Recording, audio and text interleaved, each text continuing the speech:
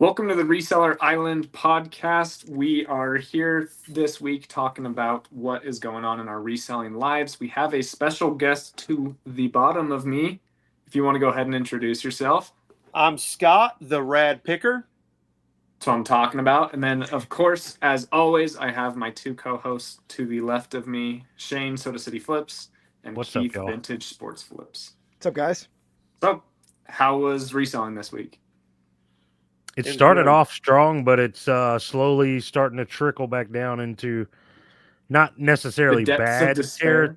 Yeah, not necessarily bad, but not as good as I want them to be. I'm still getting, decent sales, and I've actually got a video coming out about that, high ticket items versus kind of bread and butter, because this week I've sold a lot of items, but they've all been kind of bread and butter items, if that makes sense. So they're all like that $15 to $20 range, but they add up and it makes a difference, right? If you don't have those high ticket items, but you have enough good bread and butter stuff that people need, or collectors items, collectors are always going to buy. So like I've been selling a lot of cards lately and things like that. So sales are coming, not exactly where I want to be, but I'm not upset about it at all.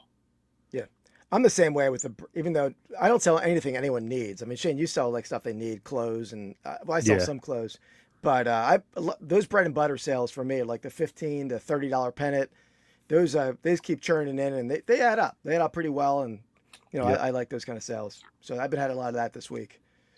Yeah, I kind of feel like I've recently, like my store is kind of that bread and butter right now. I did recently do some picking and I got some higher end items, but I've moved so much on district and first class treasures and stuff that I'm kind of like, all right, I need to make sure I keep some of these higher end items and start looking for those too.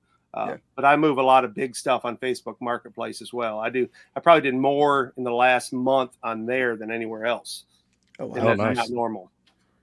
Like Yeah. furniture, or I mean Like guitars and horse saddles and stuff like that. Like I had a billiards light. I got I actually got two, and I still got one listed. But stuff like that I don't want to ship. Oh, no, I've it would heard be horse awful. saddles. I've heard horse Yeah. saddles do really well. I picked them up so cheap, and I got an antique side saddle. I've never seen one in my life. $35 each. I got all three. I made a deal $95, so couldn't beat it. That's awesome. Yeah. And that you're selling them for what, $200-$300? Less than that. I'm a quick turnaround guy. $100 a piece. $100. Wow. Yeah. Move them. You're That's giving stuff. somebody a good deal though. That's awesome, man. Yeah, I'm at the place where I've got to move it. I can't afford to sit because my store isn't efficient enough right now to, so it's just like I'm on that cash flow crunch of just kind of You can't just be saddled with a ton of inventory. You're not horsing around. It's well done, Jake. Here we go. I got to get my brain on. I need some alpha. It wasn't long ago Jake did a live show on firstclasstreasures.com where he just did puns like the entire show. I I know. was selling $1 NASCAR. I mean, not NASCAR. $1. Oh my gosh, Hot Wheels. And I'm like, okay, for every bid, I will give you guys a pun about that car. And I was selling. Well, you them got to for watch $6 all the $6 each. naysayers, though. Yeah, exactly. Dude, I did But yeah, that. no, this week. I'm not this week that quick. was pretty good. I need to, you know how in like all the live shows and podcasts, everyone's always like, oh, make sure to leave a like and you will get a sale during this show or whatever. I need to, every time I talk to another reseller on the phone, I get a huge sale, whether it's Archie or Shane. Or yesterday, I talked to Scott on the phone in preparation for this. And while we were talking, I sold. I'm not sure if you guys saw this on my Oh yeah, on Facebook Instagram I saw yesterday. it. Yeah. Oh, yeah. So I sold. I saw the negative comments too. I know. I don't even read those. I'll get in the weeds. But yeah, I sold a power supply for like an MRI and CAT scan machine. Oh wow. And it sold for $600, like $594. Wow. I actually found that randomly at a thrift store with Carrie American Arbitrage and Dawn. We didn't like plan on going there. It's just my normal area now. And then they were up visiting his mom before moving to Florida. And then Carrie's like, "Oh yeah, no, you would be the one to find that. Like, most people Yeah. will walk in here and see it 100 times and not buy it because it. I mean, it's just a weird electronic that a lot of people would be afraid of. But You yeah, got me so looking for that sort of stuff. Like I showed him my new favorite thing is the 25-cent sales. Like I had a water filter. Mhm. So anytime I see any sort of little electronic or something at a yard sale, no one looks at it. I always go for those things. And in the thrift store, like I just know, like blender blades or something you get for 25 cents are worth 25 bucks. And that to me, those are the best flips because nobody wants them. I mean, somebody I've wants found them, some. nobody knows what they are. I've found stuff like that at yard sales where even I didn't know what it was, but I was like, for $1, I'm taking Yeah, a chance on I'll it. take the And it gamble. turns out to be a $50-$60 item, something like that. I got a pretty cool one today for free. My stepdaughter came in. She's like, "Hey, if you wipe all the pictures off of this, you can have it." Little $80 Samsung. There you Nice. go. Little $80 Samsung. She threw my way for free, so that was is that a cool. T80? It is a WB35F. Oh, okay. So Nice. $80 as is. If you have the charger and a box and stuff like that, even used, they go for more like 120. But I'm gonna throw a charging cable in there and try to get 90, but $80 at least. They sell it's 100%, just over 100% sell through rate, and every one that I've seen sell without any accessories is $80 on the dot. Yeah, that's awesome. So it's at least $80, and she just gave it to me for free. Well, at least that one came from your stepdaughter. Sometimes you got to be careful when you're clearing the photos. I've seen some. Oh man, pretty yeah. wild stuff. I've not done that. I may need to. I found one time. This was way back in my beginning of my reselling journey a couple of years ago, and I posted on Instagram. Whose granddad is this? It was a old dude, chilling in the hot tub with like wine stuff, wine glasses, and he was just like taking selfies. I was like, "All right, dude." When do you stop? Yeah. Like, is there a progression there where you're like, "All right, that's enough"? So, Jake, I mentioned negative comments earlier. I saw one of your video, your unboxing video on J Ride Picks. From Keith's stuff. Did you see the comment where the guy's calling you out for fake videos? Yeah, I actually commented back. I'm like, I just don't understand like the comment. Like, yeah, did you unsubscribe because I'm an influencer and I have friends and connections? They're sending me this, and you don't have that option. Is that I that's what I concluded. But he's just concluded that, and I even put so in a commented today, and I was like, I love these comments because, dude, you're going to continue watching just because you love to hate. Oh yeah, so, for sure. You're not unsubscribing, and even if you do, you're going to get notified just when you scroll, and he'll watch just because he wants to hate on you. Oh, for sure. Didn't make a whole lot of sense. First videos I did, I was in my garage, kind of goofy shtick like. You know, it's a big mess. I panned around. And I said I lost my keys, and someone got on there and commented, "You made the mess. You find them." And I said, "Okay, I will. I will, buddy." No, I really enjoy making those unboxing videos, but they are awful 10 out of 10s for my content, man. It's like, I'll average on my picks channel between 7 and 20,000 views. It's usually, between 9 and 13,000. And on those videos, I'm getting under 1,000. It's brutal. People just are not interested. People don't care. Like the thumbnails, or because other creators, like there's creators that they just do junk drawers from eBay and they get 5.5 million views almost every video. I'm like, man, how do I tap into that? Tap into that one. Yeah, it's weird. I mean, you never know. It's a fickle animal, YouTube, where I mean, I guess your audience isn't used to those videos, but still, that was pretty well done.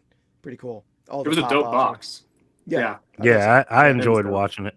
I actually just watched it today, so I'm a little behind schedule, but I finally got around to it. But I should have ran some numbers on it, but I already sold a few things on First Class Treasures from the box, and then I listed on eBay. I think it was like $1,350 worth. So okay. Wow. I knew I tried to overestimate over 1,000 because I wouldn't, Yeah. There was a few things that like it looks like you had bought it out from an antique shop, and so It was a friend of mine who did have things in shops. So yeah, it was definitely Okay. they didn't buy it So from the shop. But. some of his prices were like under.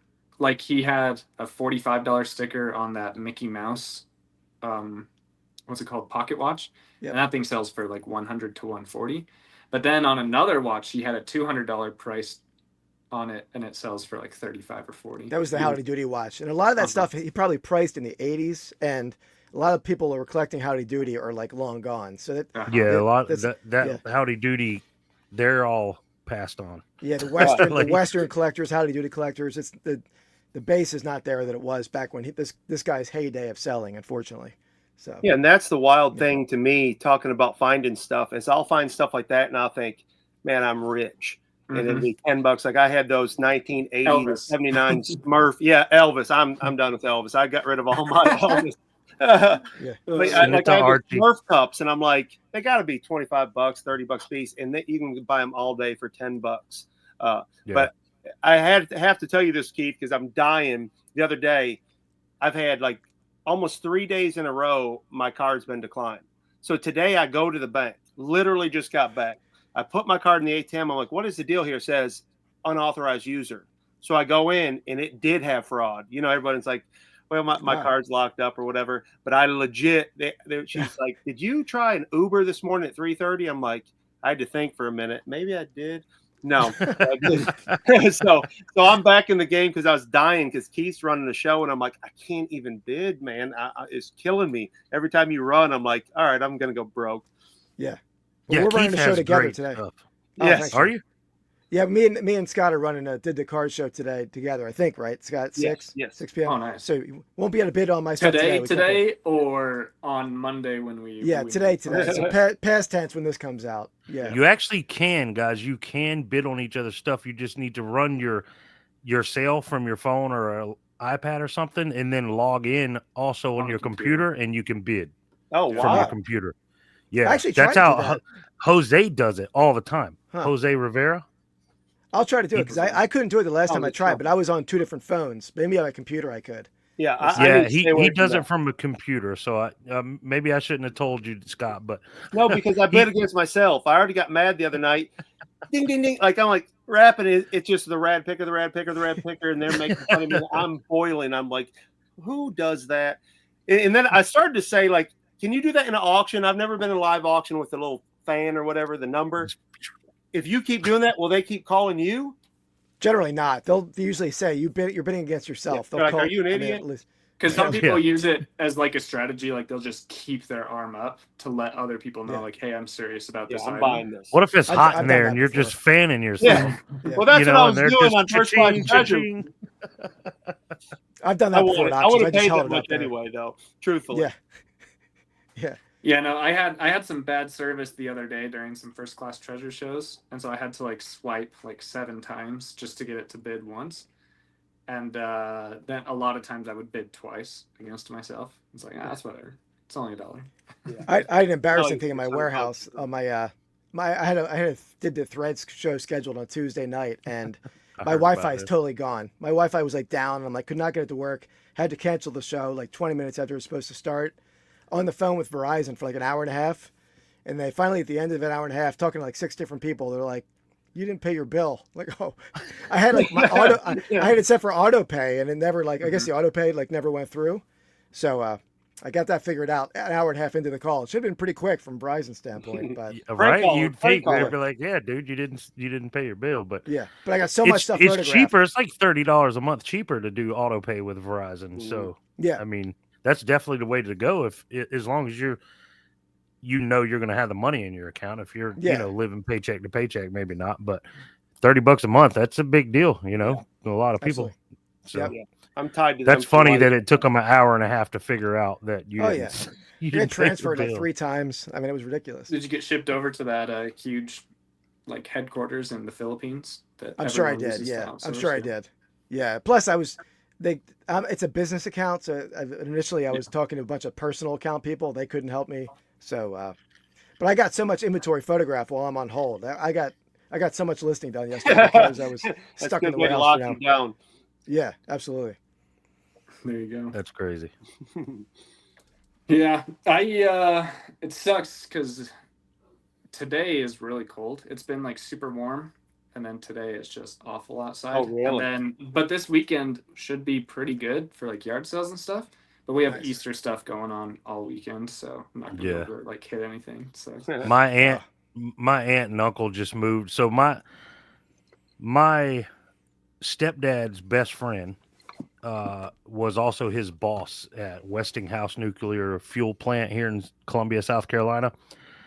My stepdad retired, but his boss Brad, they were best friends, ended up marrying one of my aunts, and he got transferred out to Utah. So she moved to Utah with him.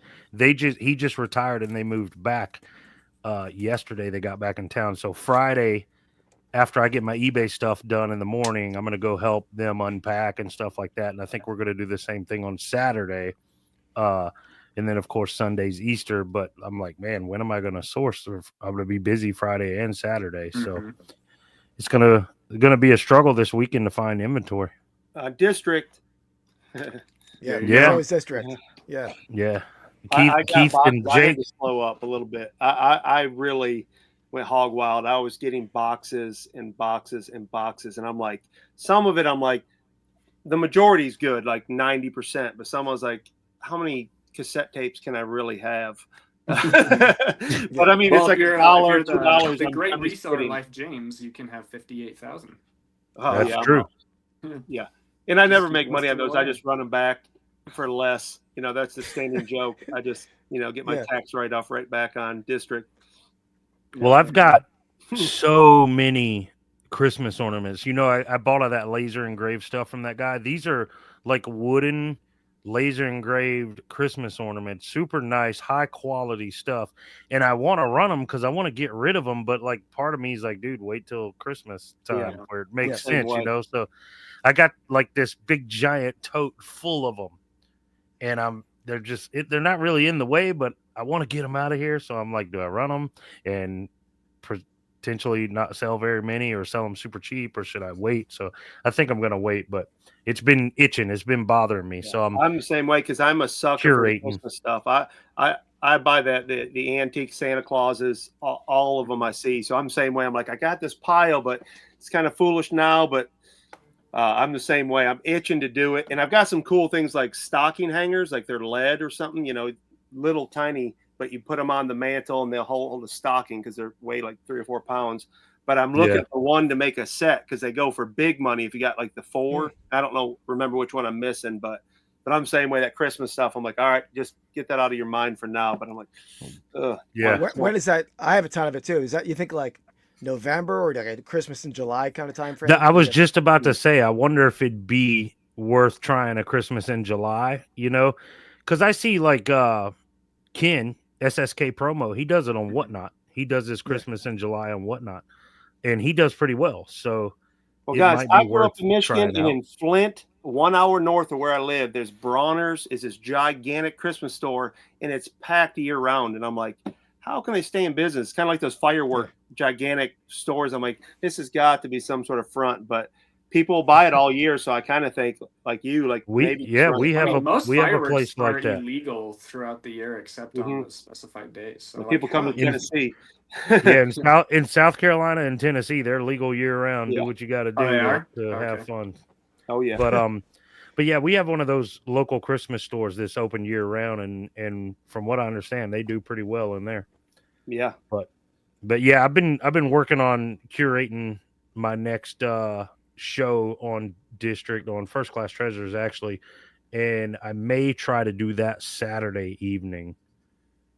I got to see if I've got enough stuff. I think I have enough stuff to run a hour long show. Let me know what time. Well, I know this is gonna be past tense anyway for this episode, but I'll do one on Saturday too if you want to. We can talk Great. off air and figure out a time. Could raid All right, chain it cool. or yeah. Yeah, I'm buying books, Shane, too. So I'm gonna have to give you a call here. Sorry, my phone is on.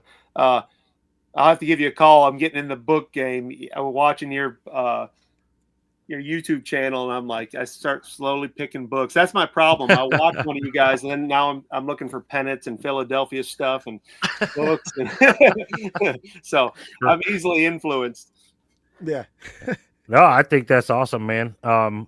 So I know you guys, Keith reads. I don't know about Jake and Scott, but like we just started a book club over at the crookedspine.com. Yeah, it's been kind of cool. So it's a slow grow over there, right? Because it's books. Like there's not a lot of people that get excited for books, but those that do, they're finding the Crooked Spine and they're enjoying it, man. They're making some purchases. We've had a few live shows. We've had a few giveaway shows. Keith was a part of a few of those. Yep. And now we got this book club started, which CW Collectibles and Anthony from Poshmark Sales. They're both part of the book club, and we've all jumped on and we're reading this book. Yeah, it's been kind of fun, man. So I'd love to see more people over there, I didn't even even know just that for the started. social aspect of it. You know. I had to go check it out. I'll hop on the book club. I didn't know. I didn't realize. And there was discussion about it, but I missed that in the chat. I'll check it out. Yeah, Yeah, I'm out on It's the book club, it's boys. hard to catch all the chat and all the different Yeah, yeah. I'm not marketplaces, great at man. it. Yeah. Yeah, I'm even not great at it in my own marketplace, so it's tough. Yeah. Well, you guys want to hear something insane? Absolutely. So this Friday, Saturday, Sunday, I had 83 sales, and for the first time ever, I had more sales on Poshmark over a weekend than I did on eBay. It was pretty insane. Wow. Oh wow. Yeah, I think I was averaging like 15 a day on eBay. No, it has to be less than that. Was it 83? I remember it being like 13 to 15 a day on eBay. And then on Friday, I sold 31 items on Poshmark. Saturday sold like 2 or 3. And then Sunday sold another like 15. It was pretty insane. I'm I gonna try plan. that Friday, Go Sunday ahead, Scott. thing. I mean, you got me kind of fired up to try that. Is it Friday and Sunday? Friday and Sunday. So it's really cool. So like I don't think like people work the algorithm on eBay way too much when you just need to, go back to the basics and list better items and have good titles and pictures and stuff. But Poshmark, it is significantly more about the algorithm if you want huge days. So what I do is I list all of my items at good prices, and a lot of them like sell immediately. But then I also have a sharer. So on Flip, it has a sharing tool where I share and make offers on all of my items. And all I'm trying to do is get as many likes as possible. Because then on Friday, if you mark it down 10%, then it sends out an offer of 10% plus discounted shipping, and people buy.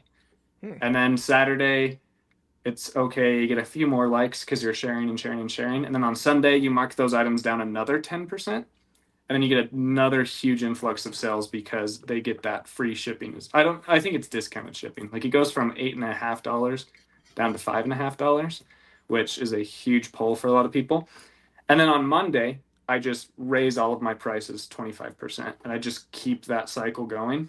So up 25, down 10, down 10, up 20, down 10, down 10, up 20, down 10, down 10. Not 25, I meant to say 20. And so what happens is you get a freak ton of sales. It's awesome. I'm looking forward to. I know we talked about it a couple of episodes ago, but I'm looking forward to starting Poshmark and giving a shot. But I decided that I went ahead and signed up, and I was going to do. I think it was Cross List or whatever one you gave us your code for, Jake. Mm-hmm. But I decided I'm gonna wait until after the Kentucky Derby. That's 2 weekends from now. I think I'm gonna wait until after I get back because I'm already stressed over shutting my eBay down for a week. You know what I mean? Uh-huh. So I don't want to worry about another marketplace on top of that. So, but I am looking forward to getting started with it. So hopefully, it'll all go well as planned once I get back on like the 4th or so. Jake, is it like manually? Can you manually adjust the price of your whole store? Or are you doing it item by item that back up 20%? Yeah, so Poshmark's system isn't as robust as eBay. So you can discount your whole closet, but it has to do it item by itself. So like on Okay. eBay, you just mark 2,000 items down 10%, and it does it in like 30 seconds, maybe 2 minutes or less. But on Poshmark, the process takes like for my store, I have like 2,800 items on Poshmark. It takes like 2 hours to mark it all the way down. Okay. You want to But hear something it is funny? just one click. Okay, that's good. So still one. one, it just takes a little while. Yeah. I'm smiling as you guys are having this conversation because, guys, this is no lie. This is how dumb I feel. I literally just figured out that you could bulk edit your price on eBay yesterday. Oh my gosh. I think every time I end and sell similar, I've just been going through and like one at a time changing the price and stuff. And sometimes I'm like, all right, all these items got good titles, the photos are great, so I'm just going to edit the price, and I'll go through 50 of them one at a time. And then I realized yesterday there's actually a way to do it in Buy bulk it where you now, can knock them lower off. by a percentage. Now I feel dumb. Yeah. And I was like, because I'm not even there. Yeah. I was Yeah, I like, go wow, down this would have manually. been handy a couple years ago, but I just figured it out yesterday. And that was by accident. Like I was just fooling around. But yeah, Yeah. it's funny to hear Jake's like, yeah, eBay's got it where you can do this and this. And I'm like, yep, I just found that out yesterday. But even with all of these sales on Poshmark, Mercari's going well for me as well. And then obviously live selling is going great. eBay is still by far the king. Yeah. And it's been really good this month. It's when I first moved, there was a huge transition, and then the winter was really cold, and I wasn't able to source as many quality items as I wanted to. I also was dealing with a few things, so I was like super unmotivated. So my store for the last 3 months has been averaging only 11 sales per day, but now we're back up to about 17 to 20 every day on eBay. So we're That's pumped. awesome, man. Yeah, that's really good. If I get to that, I would feel even the 11, like mine is so I killed it. I mean not in a good way. Like I put it to Got death killed. over December. Yeah, Scott killed it, and it's like I'm still at half of what I was doing part time. So I'm trying to get that back up. But I started looking at a lot of my stuff, and I realized I've got a lot of that, like you said, that bread and butter stuff, slow sell through rate. But it's funny when you start tinkering with it, things start happening for sure all the time. It never makes sense. Like I said, prior to your video, Shane, like I said, I skyrocketed. Then you put that video out. Now it's the same way, and it's been kind of like. So I've been trying to drag it back up, and again, I've realized it's me. It's some of my listings categories. I got them in the wrong category because I was just a sell one like this, sell one like this, just the easiest way. That's how I operate. Just the path of least resistance, but that's not always the best way. So I started when I list something, I sell it fresh now. That way it makes me proofread everything because when I first started, I was getting, my title said, like I said, I might have a Tom Brady 9 and a 10 similar cards, and I keep the one up there and it's a 9 and I got it listed as a 10 or shoe sizes.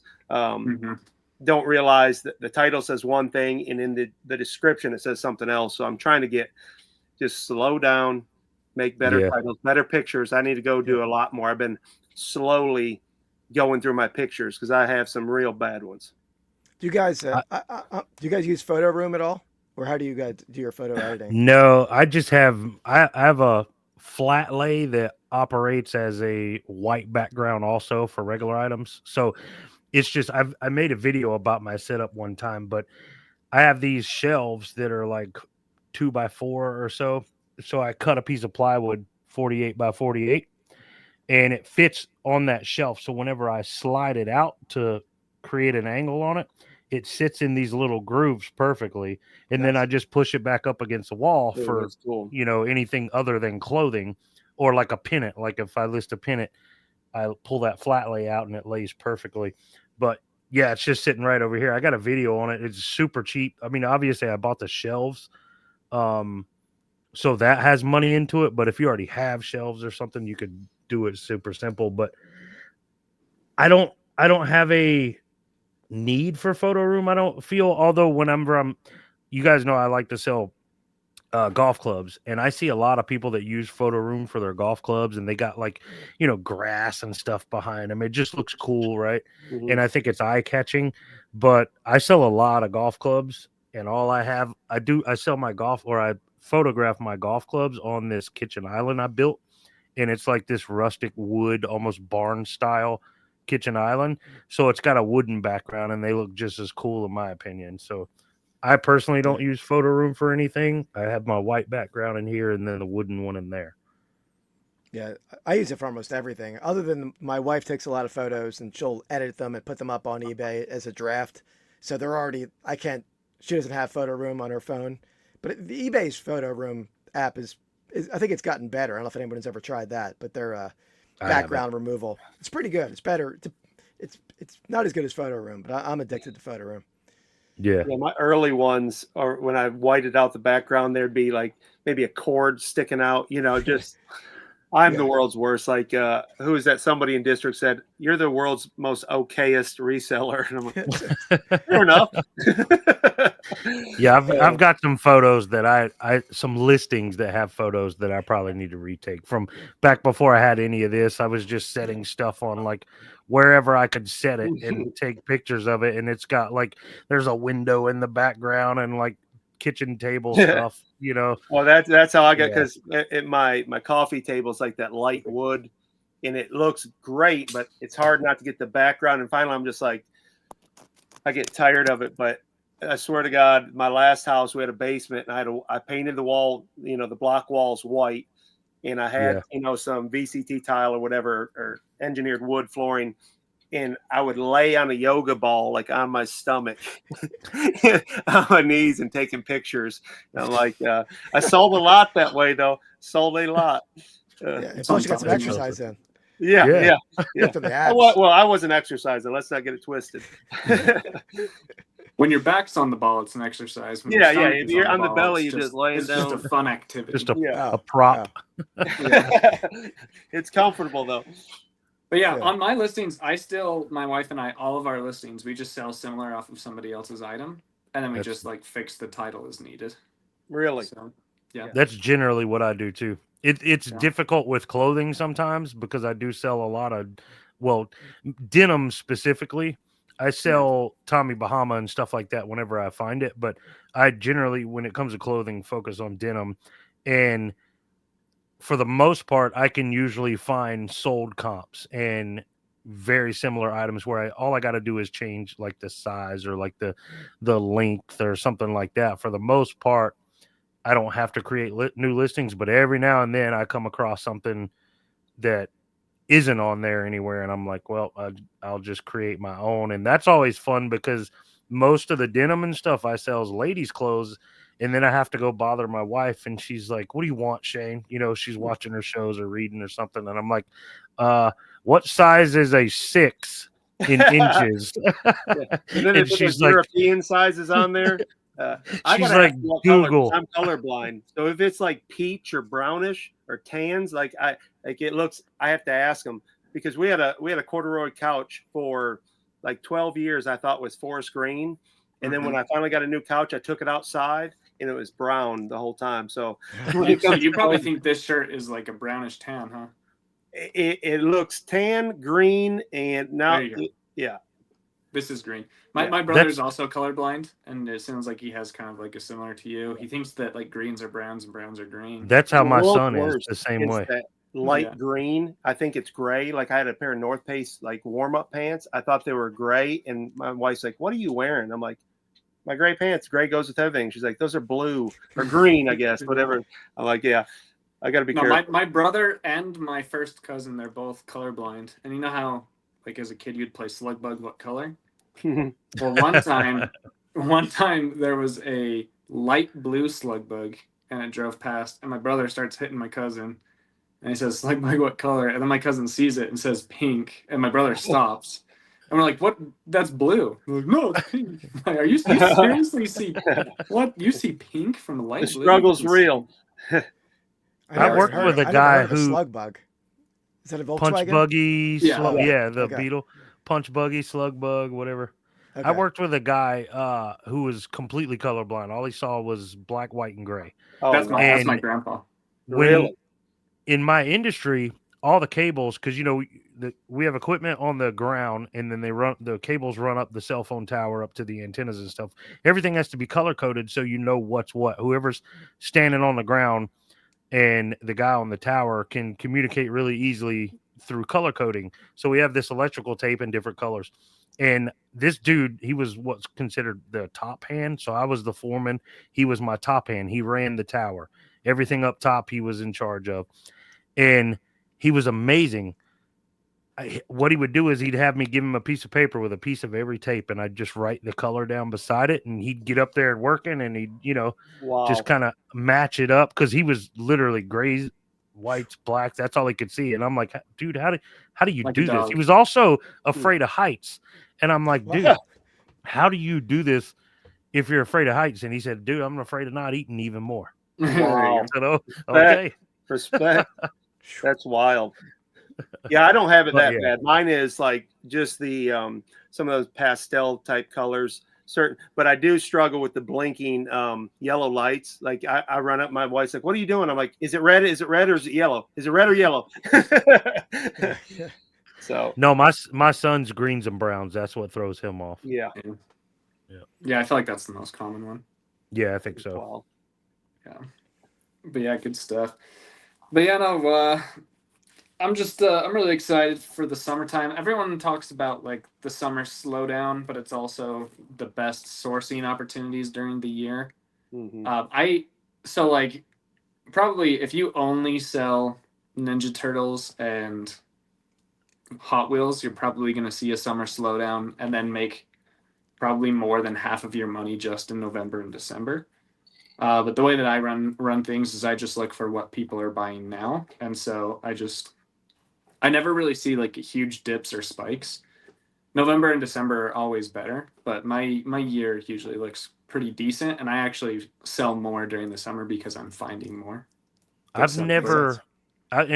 probably haven't been reselling as long as a lot of people that watch this show, but I have not experienced summer slowdown yet. And I think it's because I don't always have the greatest item, but like I said, I have so many bread and butter items of things that people actually need and or collectibles that collectors are going to buy, that I haven't experienced that. And I always feel bad because I hear, like, I'm experiencing my summer slowdown, the first 3 months of this year is what people are doing in the summer. That's how I felt. Like I was so in a negative headspace January, February, and March.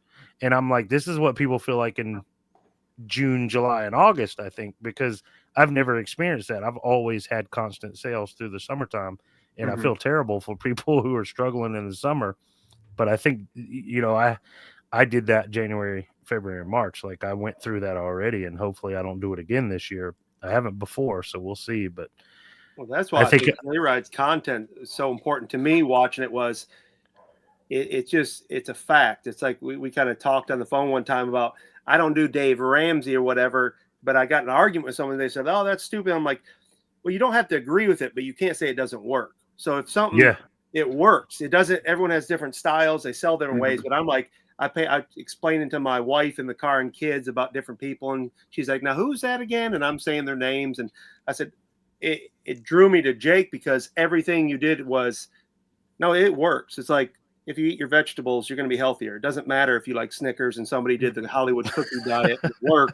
We know, you can come up with a bunch of things, but we know if you eat right, you'll be healthier. And that's what I like. It's just because I'm kind of simple-minded, and it brings me back to get out of the pie in the sky, because I just buy anything with a good deal. That's my problem. And then that's why I get the death pile. So I see something, I buy it, and that's why I end up with, it's funny, I run a bunch of this. How can this not be worth $1 million? It's a $10, and you know what I mean? Yeah, no, I see that and I immediately think that's $8. Do you? You got the numbers down. That's what gets me too. Is you'll pull out a calculator like, oh, X59er, dash 12 square root 7, and I'm like, what's he saying? I'm like, oh, that's a Texas Instrument. But yeah, I just sold a Texas Instrument today. Listed it this morning for $45, and it sold in a couple hours. That wasn't the one you got off me, was it? No, I don't that was an HP. That actually just got drafted this morning. Yeah, that's pretty good one I gave you the other day. But that was my what's a Habitat for Humanity find. That shocked me. I thought Habitat for Humanity was only like leftover light fixtures or doors from building. But I went in there, and I'm like, holy smokes! I thought the same thing, and then I went on another podcast. Flipping Fantastic podcast, and these girls were telling me about that, and I was like, what do you mean they don't sell just like used lumber and You know what I mean? Like $1 light books, switches. Shane. You'd love it. $1 books. And I'm going through all of them. What would Shane buy? What would Shane buy? But also, Well- also while you guys are there, look for anything Kohler or Moen and buy it. You know, Oh, like yeah. Well, I Mike had a Camparelli. pretty good one in St. George that they often, and by often I mean about twice a month, would get in some Kohler units, and they just sell them for the same price as the knockoff Delta stuff. So I very consistently, once or twice a month, get 5 or 6 Kohler items, and Kohler is my favorite brand to sell. Kohler's good. Mike Camparelli told me, I think it because he watched that episode we were on, and he was telling me, he's like, dude, I think he said Vegas. I think he was with Archie and John and Jenna or something a couple of years ago for Boss Reseller Remix, but he was down there with those guys, and they went to one of these Habitat for Humanities, and he said he bought, I know he said there was a pallet, and he wanted to buy the whole pallet, but obviously he lives in New York, so he would have to ship it, but he bought a ton of some kind of canned spray. I don't remember exactly what it was, but they were like $2 a can there, and he said he was selling them for like $18 a can. Yeah, that's awesome. And you know, just hundreds of them he bought. I don't know. It's probably exactly. the Habitat for Humanity on Flamingo. It's a good one. I've gotten a lot of good stuff from there as well. There's one by my work, and I've never been in it. I got to stop by after. I assumed it was what you guys were talking about, or what you guys thought initially, just like house goods. Or I went into the one here, and they got like glassware and all kinds. Coach purses, electronics, and it's like a Goodwill. There's books. There was boxes and boxes of cords. You talk about going through there, and I didn't have a whole lot of time. I picked up a few Bibles, commentaries. They had a ton of like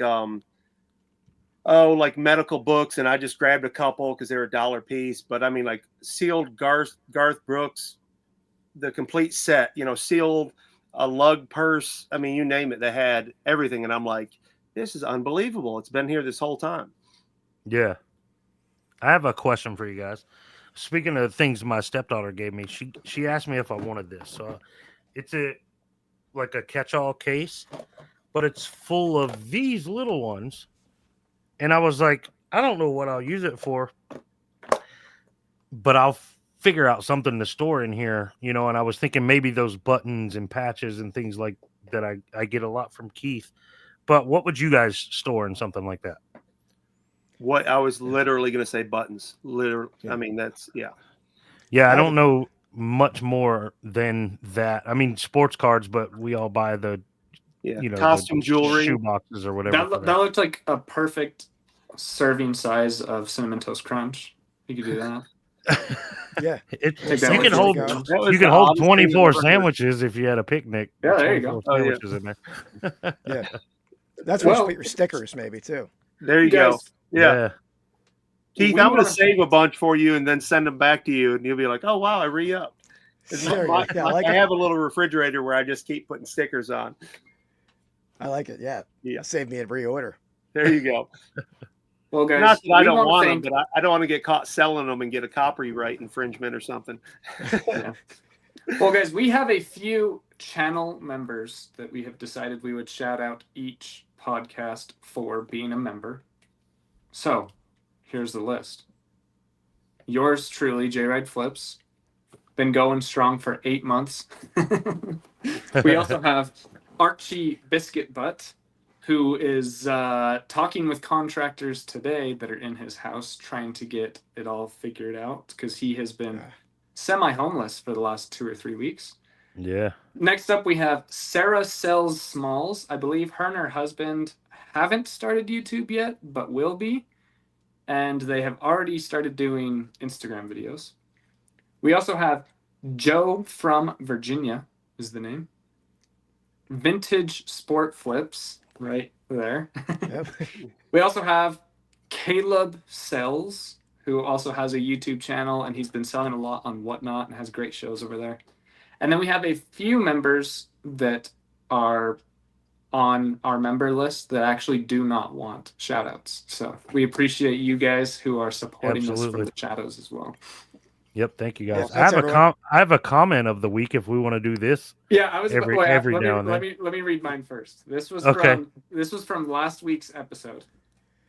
You guys are gonna love this. I think it's the one I was thinking. It says here, waste of everyone's time. Yeah. My Well, God. well, Yeah. tell us I how you really respond- feel. I responded. I said, I'm glad you enjoyed the show. Yeah. Is Why that are the one you you were gonna bring watching if up? it's a waste of time? That's always my question. Like, I jumped on there reading, like, when you guys have YouTube followers in those sales, and I mentioned I think in yours, and maybe it was Kevin's, I said, can I please have the job of dealing with trolls? Because I love that stuff. And I don't need to go down that road. It's immature, but, where I'm from, that's kind of what you do. So I would love, but it is what it is. I don't need to do that, but I would love the job. I'd be good at it. So comments aren't as valuable on YouTube. They are still valuable for reach and getting your video pushed out to more people. But like having more comments isn't going to help someone click on your thumbnail and title. But on short form videos that you're just scrolling through, you can't control what's coming next. If you can farm comments, then you Oh, can take really? an 80,000 view video and get millions, and you can take a million view video and get 15 million. So yeah, That's if you why- ever start TikTok and Facebook, just bite the bull, man. Well, I was Just gonna go Yeah, on. say, I people just started people TikTok. always tell me that they just ignore them, and I'm like, no, I try to Yeah. engage Oh, and yeah. keep them Oh, yeah. coming back. I Yeah. respond to every troll that hits one of my videos, Yeah, man. I got too want 'em. much Slim Shady in me. I got on TikTok and all I'm getting is messages from women from Uganda wanting to marry me. So I don't know what's There you going go. on there. It may be part of my my credit card issues too. I don't know, but I'm not falling for any princesses. So Yeah, that was the comment I was going to read, Jake. But since you read that one, I'll read one from our buddy Alex Beard King Picker. He says, "Great show, guys. I missed last week, but Shane still sucks." Yeah. Better late than never on that one, right? Yeah, exactly. I thought Anthony Dragon Master's Fine had a good one about. I'm not going to read the comment verbatim, but it was talking about he sold a radio that was shown on Stranger Things. It was like Yeah, a purple desktop radio that sold for like $270 because it was on the show, which is pretty Yep. cool. Yeah, yeah, that that's was pretty neat. Max from the show. That was her stereo. Which, yeah, that's cool. I love seeing stuff like that, man. Because these shows, especially from our era, right? Like you guys are a little bit older than me, and then we're all like a lot older than Jake. But uh these shows that we watch now that kind of bring back that nostalgia of the 80s, and I love seeing that kind of stuff. And then for like Anthony said, that radio, everybody had forgotten about that radio, but Stranger Things put it on the screen, and all of a sudden it's a $270 radio. That's amazing, man. that's so cool. Did What you you guys got to do is finish? watch the episode and see Absolutely, when dude. something pops up on the episode, and then start buying them up all on eBay, flipping them. Yeah. That's probably the way to. Yeah, That's a like good I did with idea. Pokemon, and then the bottom dropped out. It really didn't, but it's funny. Like one night you just kill it, like Atari games. I was just gonna buy Atari games, and then the next time I sell, it's like, not doing that. Yeah. Where do you source mostly at, Brad? I know you do Man, garage sales. To be honest, yeah, obviously anytime I can sell, but I do really well on marketplace, man. Our Okay. marketplace is crazy. I mean, and sometimes it ebbs and flows too. Like right now, it seems like there's a dip in prices. I'm like, oh my gosh. But the problem is I got to start doing the math because I'm like, it's 2 hours away. Like I was going to go get some cassette tapes, and luckily my future son-in-law, his mother messaged me and said, make sure they're not bootleg. And I'm like, what do you mean? Well, I thought bootleg was like a copied tape and she's like, I didn't know the thin paper was like, even at the truck stop, that they're bootleg. So I didn't know that. Like, if you don't have the whole full fold out, you never knew it. I just thought, well, it's got, it's not, doesn't look like it's photocopied. But so stuff like that, I'm like, you got to weigh the cost of gas and all that. But to answer your question, Facebook Marketplace, a lot. I've bought a ton off District lately. But yeah, of course, any sale I can get to, we have Goodwill. So anywhere, I will source anywhere. But I've been doing a lot on Marketplace. Oh, cool. I've done okay on Marketplace. I was buying a lot of golf clubs on Marketplace, and then I bought out, those children's train sets like Thomas the Train and all. It's like these wooden tracks and all. I bought out 2 collections of that and been selling the crap out of that stuff. I feel like making every a one ton of of your money on that. videos, every single one of Yeah, your videos, oh, sold more track. yeah. Really? I'm like, dude, Yeah. I paid. I don't remember if it was $200 or $300. It was two different collections, so whatever it was, $200 or $300, and like the trains themselves sell better than the track, but there was so much track. I was like, all right, I'm just going to put 25 plus pieces in each lot. So at least 25, sometimes closer to the 30 or whatever. But that way people have, fairly decent little bag there. And I'm selling them for like $17.99 plus shipping. And they constantly sell, man. It was Wow. silly. But golf clubs is my favorite thing to buy and sell. I bought 3 yesterday at the golf course from the I gotta used do that. section. But Everyone around here golfs, and we got I spent a bunch. $30 and I got $150 in 3 clubs. Jesus. Every one of them was at least a $50 club. One of them's 55. But Facebook Marketplace, the people all of a sudden golf, at least the golf stuff, people want more than what you can get for it on Yeah. eBay. Yeah. It's crazy all of a You sudden. gotta wait I don't them know if out it's so because they it's can't sell them. spring's coming and they're Yep. just like, well, people want Do to you play buy- now. I'm gonna keep higher. Do you buy golf boxes too, or do you just make them, or what? I buy boxes.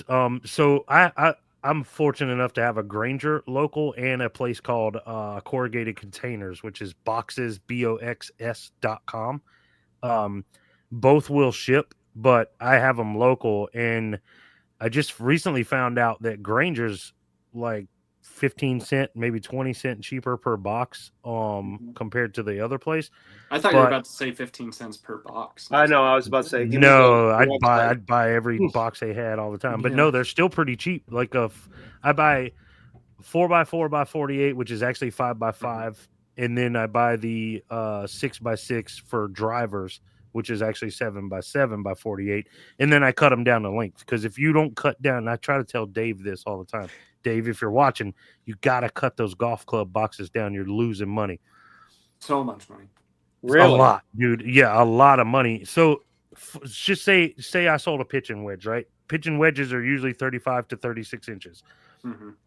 If you ship it in the 4x4x48, your measurements are going to be 5x5 by like 49. And if you don't cut that box down, that's like a $50, anywhere from like $20 to $50, depending on where it's going. But if you cut it down to 38, it's going to cost you anywhere from 6 to 14. Wow. Yeah. And Dave never cuts them down. I'm like, dude, you are losing so much money, because he does these big, especially now that he's only doing live shows.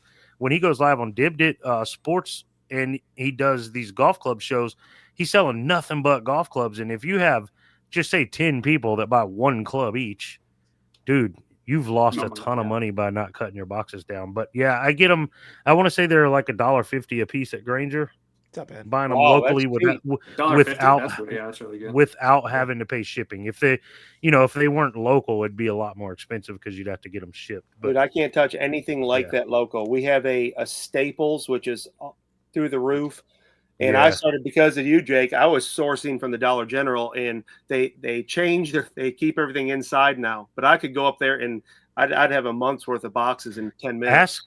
Ask the Dollar General, because I have one right down the street, and they had one of their racks where they would break down all the boxes, and they were shoving them in this wheeled rack to carry out to the dumpster. And I just asked them one day, I was like, hey, what are you doing with the boxes? And they're like, well, yeah, we just, they go into the recycling. I'm like, would you give them to me instead? And they're like, absolutely, you can take all you want. So I think it just depends on who you talk to that day, but they were willing to give them to me.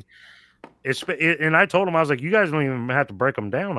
I'll take them and break them down myself. I'll take them because and it's nice because you normally get a variety. Every time I just grab handfuls and fill my truck or up, and then I'm like, oh, I got the perfect box for everything. And then since I started buying boxes, I never have the right box, and I'm like, oh god, I gotta, like those stupid swords, make boxes and ship them. And I had a pirate ship the other day, wouldn't fit in a box, and I'm like, oh, I don't want to make a box. I don't know why. Dude, you're brave on live shows, man. I never sell anything bigger than my head. It's rare, Well, you're smart. I'm not real smart. You're shipping samurai swords and freaking Lost on all of it. Trust me. 14 by 32 paintings. I'm like, what are you doing, dude? I know every time I Jake, can do the paintings pretty good.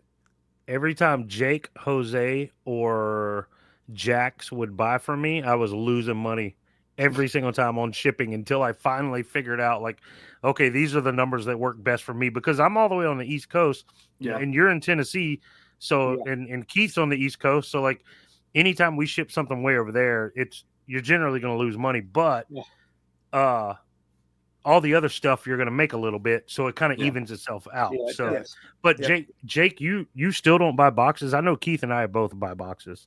Nope, Really? I still don't. Wow. There's a Dollar Tree right next to my gym that I go to every morning, and I just grab 15 boxes every single morning. Yeah, Smart. that's awesome. Yeah, I buy. Which, by the way, everybody, go use your quarter code at eBay now. It's that time of year to get your free shipping supplies. But I buy from Granger and or corrugated containers boxes boxs.com for anybody. I don't know if they charge shipping because they're local. I've never looked into it, but they have really good prices. But I buy my boxes. Well, American Bubble. And every time I sell a golf club, I'll either just build my own box that I have a video on. That's like my most asked question sometimes. Yeah, a lot of people are afraid to ship golf clubs. So I teach how to like actually build one from just a normal sized box. But typically, especially drivers, I just go to a used golf shop and I say, hey, I have to ship a driver or I have to ship a wedge. Can I buy a box from you guys? They always give me one for free every time. Oh, yeah, they have tons of them, I'm sure. They have so many, yeah. Yeah, I'm trying to think. I don't know if we have anything local, but we certainly have clubs, and I haven't fooled with clubs at all. But I'm telling you, this is a golf community. We have Crossville right down the road, where that's the golf capital of Tennessee, and there's so much out there. And it's funny. This is what I struggle with is breaking stuff apart. Like you said, Jake, that you only sell one AirPod. Yeah. Well, the same thing with golf clubs. There's a nice set of Clevelands. Well, I'd have bought them for myself. I've got a nice set of clubs, but it was a great deal. But there was only $40-$50 in margin there. But I got to look in each. There's a ton of margin per club. Yeah, I break sets up a lot, and I have a nice set of clubs too, and I keep thinking to myself, I should sell all mine and buy cheaper clubs because I'm not good enough to have the clubs. Dude, I got Cameron putter. I'm dying to just put up there for $400 and just go get me a Spalding. Run it on First Class Treasures. I'll take it for 16. Yeah, I'll fight. There's some things I can't say. Diamond rings and Scotty Cameron's got to stay with the rad. Yeah. You know what? Come on, man! I sold a $500 silver goblet on there. There you go. Yeah, there you go. So my brother-in-law. Sorry, go ahead, Keith. No, go, Jack. You go for it. Well, my brother-in-law, everyone has this person in their family like, oh, he like could have gone pro, right?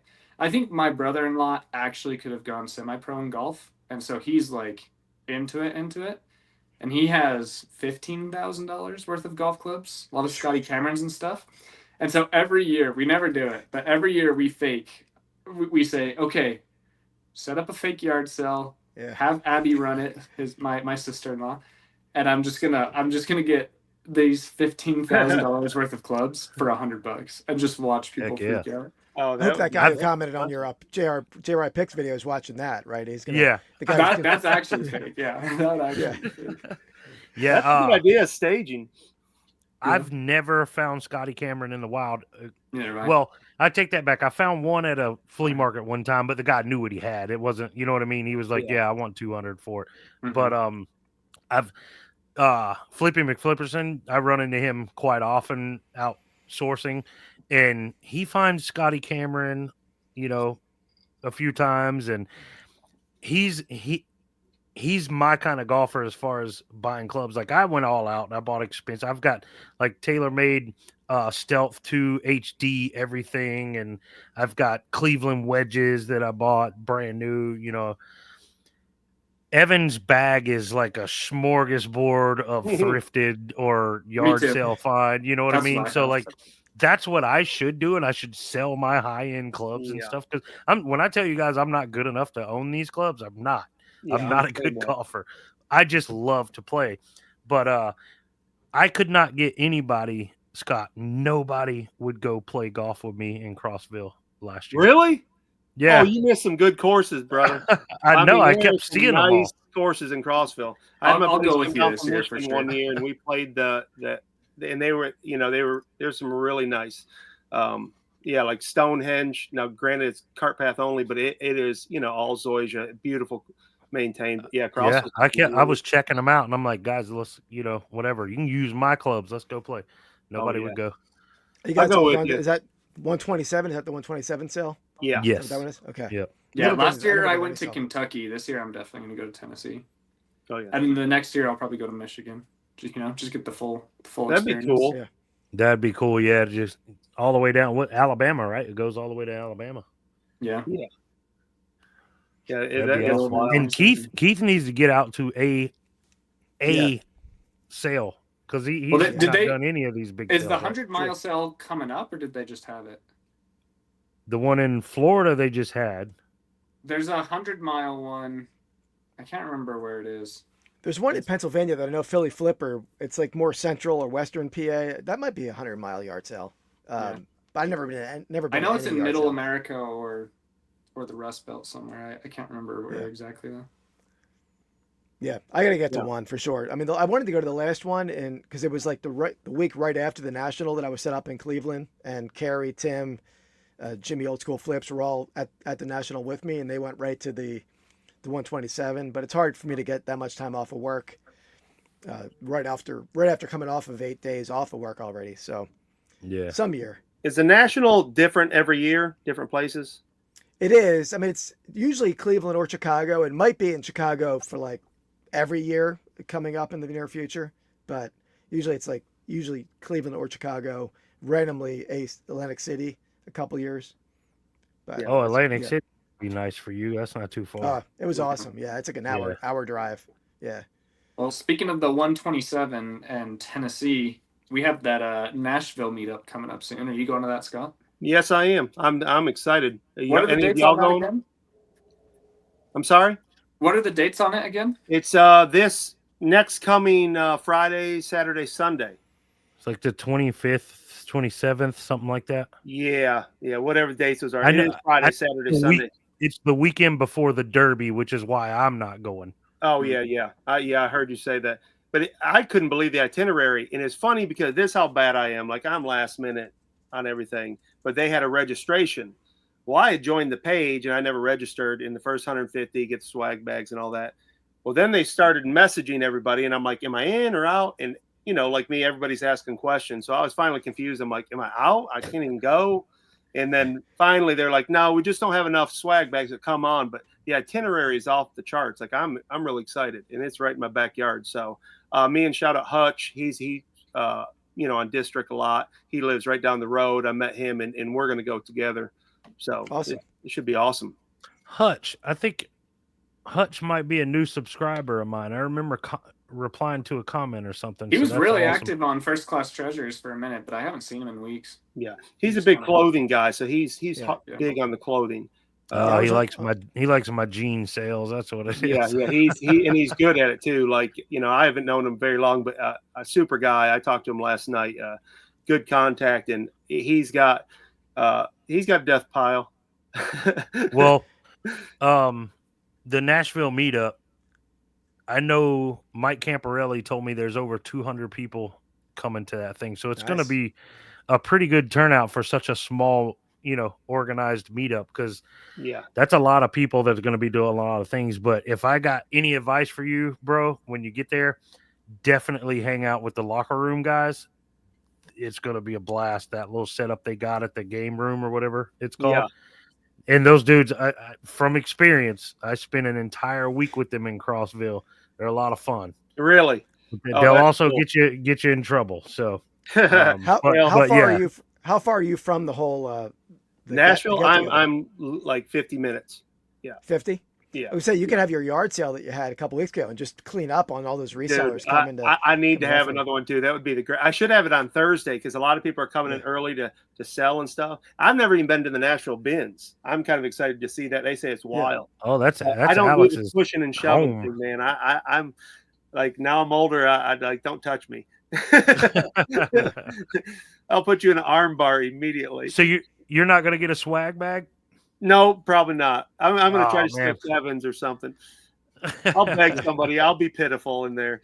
I'll tell them this is my backyard. I can't even get a sticker. All the swag bags are supposed to have some an iPod, crookedspine.com swag in them. vintage sealed iPod. It's also going to have Yeah. a full bottle of 1800 tequila. It's also going to have maybe I will go. a cross You don't want to see me on 10K tequila. gold filled pen. It's going to be awesome. That 1800 silver is pretty good stuff, man. Yeah. Yeah, I'm already prepping for tonight. I was hoping and praying that 1800 tequila sounded right. yeah. 1800 silver is good. I've already got my Johnny Walker Red ready for tonight, Keith. There you go. Yeah, all my work's done for the day. I'm ready to just stream and record and do all I the made a fun mistake. things. I got on Whatnot the other night. Like I'm the worst comic book salesman on earth. And I thought, I've been signed up for Whatnot forever. They send me stuff. So finally I got on there. I was surprised, man, how many people came in, because I thought you had to have a huge following. When people come in, I don't know if they're real or bots, but I sold several, and I got a message today. Where are they at? Because it's, you got 2 days. Luckily, it was after midnight when I did it. So today's my last day. So after this, I got to run to the post office, throw those magazines in there. And I'm like, I don't know if that's worth it. I think I made. Is the post office going to be open? It's already in 441 here. So no, it's not. So in the morning, I'm going to drop those off. I'm going to get kicked off anyways. I'm already promoting people, and I don't know what I can say. I'm on there just rambling like I always do. But it's funny that you mentioned selling comic books on Whatnot, because I bought a bunch of comic books on Whatnot one time from our buddy Anthony, Dragon Masters Finds. It was his very first Whatnot show, and I was in there just trying to support. So I'm winning all these comic books. I think there was 21 of them for $1 a piece. I kept winning them because he was brand new. He didn't have a big crowd, and it was a bunch of resellers in there, all part of our little friend group or whatever, and they were just supporting him. But I was like, I guess I'm just going to sell these on eBay because I don't know a thing about comic books. I never got into them when I was a kid. And I list them, and I finally sold them yesterday, maybe the day before. These things, I've had them for over a year, just in a stack. I listed the whole lot together, and I got $17 for them. So Anthony, I love you, and I'm glad I was able to support you, but I lost money. Dude, I just kept adding. I have a pretty good collection. I was buying off District. I don't even know, their salesmanship. They're like, oh, this is a real good one. I'm, hitting a button. So I'm winning them. Well, I had that yard sale, and I had them set up here kind of in my garage, where my yard sale was outside of my garage, and I'd sit at the edge because people were wanting to come in to all this eBay stuff. And I'm like, that's listed. Yeah. Well, dude, come up. And this is the funniest thing you guys may relate to. I told him I'm a professional reseller now, full-time reseller. And he starts looking, and I know I had some in there worth at least $40. I had a couple maybe worth more. And he's looking at it, and he's trying to comp him. And I tell him, I'm like, man, it's all right, man. Make me an offer. I was sold for $8. And he lotted a bunch up together. And I'm like, I knew because I had stickers on them before what I was going to sell them at a card show for. So I cut that in half, and he kind of looked, and he put a few back, and then he got the best one. I knew it was. And he still was trying to turn his back and take pictures. I'm like, brother, there's stickers on them. I know what it is. Just make me an offer. And I ended up selling for $8. And I'm sure he went away man, I killed this guy. I'm like, dude, I would have given to you for $5. Just take them. But it's so funny, even when you tell people you're a reseller, it's funny how people try to sneak. I don't sneak around. If I see someone, I've never had anybody really be mad at me. I've had them change their attitude, but I just tell them. I try to win them over by talking to them. Mm-hmm. I'm like, I'm gonna resell this. I mean, that's what I do. Or if I'm gonna keep it, I tell them I'm gonna keep it. Yeah, I don't hide it. Yeah, me either. I went to a yard sale. I think I told you guys I went to 16 yard sales and the flea market last weekend on Saturday, and I bought 2 things the entire day. It was just not good. Evan Flipper Center ran into him at a yard sale, and he said the same thing. He had been to 8 or 9 prior to us running into each other, and he had bought 1 thing. But I ran into that same neighborhood. There was another sale, and it was resellers, and you could tell they were resellers. Their garage was open. They had an inventory system and all this. And I'm like, oh, you guys are resellers too, huh? And she's like, yeah, yeah. And I'm looking, garbage. Everything she had was garbage. And I'm like, I'm a reseller, so there's nothing I can get there. But I'm thinking to myself, well, I hope she does good with people who just kind of want stuff for their house or whatever. But none of it was stuff like any reseller went there, they wouldn't have paid a dime for any of it. And I was like, all the time. I've considered having a yard sale before, but I would want to cater to the resellers if it was me. I would put things out that they could get a good deal on, but I guess not all the resellers think like that. And she literally just had garbage. It was all junk. I hope she's not watching. She's like, I remember you. Yeah. I like the coffee grinder you got, Jake. I mean, I had that out there and I paid $30 a year ago. I bought like 4 of them and they sold on eBay. I think I paid 15 because I sold them for like 40 something. It was pretty decent profit. And that was the last one. So people at my yard sale, I could have sold 100 times for $20, and I was trying to get 30 or 25. And at the end, the last day I would have sold it. No one offered anything, but then you bought for like whatever 8 or something. I'm like, I'm selling that stuff knowing I'm going to take a loss, and not really even a loss. But I already made my money. Let's move on to this last one. And I know a lot of people, Jake, you seem a lot more strict. Like, no, I know this is profitable, but you move stuff so regular. To me, I'm like, I don't want to sit and keep moving this anymore. Let me move on to something new and fresh, like some of Keith's stuff. I think we all have the same ideology that way. Yeah, that's what I've been doing. When I bought out that reseller late last year, she had a ton of Allbirds flip flops, brand new, sealed, like in these like paper bags or whatever. And I got like 25 cents to 30 cents into everything I bought from this chick, but man, that's just math off the top of my head. But anyways, I was selling them for $12.99 a pair. Well, I've made so much money off of this resale buy that I don't even care anymore. So like I dropped the price to $8.99 on these flip-flops, and they're just flying off the shelves now. And I'm like, still making a killing. I got 25 cents in each one, and I made so much money off the ones that sold for $12.99. Soon as the weather started warming up, you know how many of these ugly, and they're so ugly. They're hideous. So many have gone to California because, it stays warm in California most of the year. And flip-flop weather, like I wear flip-flops pretty much year-round myself. But they were just flying off the shelves at $12.99. But I'm like, yep, I could use this shelf space for something else. Let's get them gone. So $8.99, and now I'm out of black. All the black ones are gone as of this video that will be out Tuesday.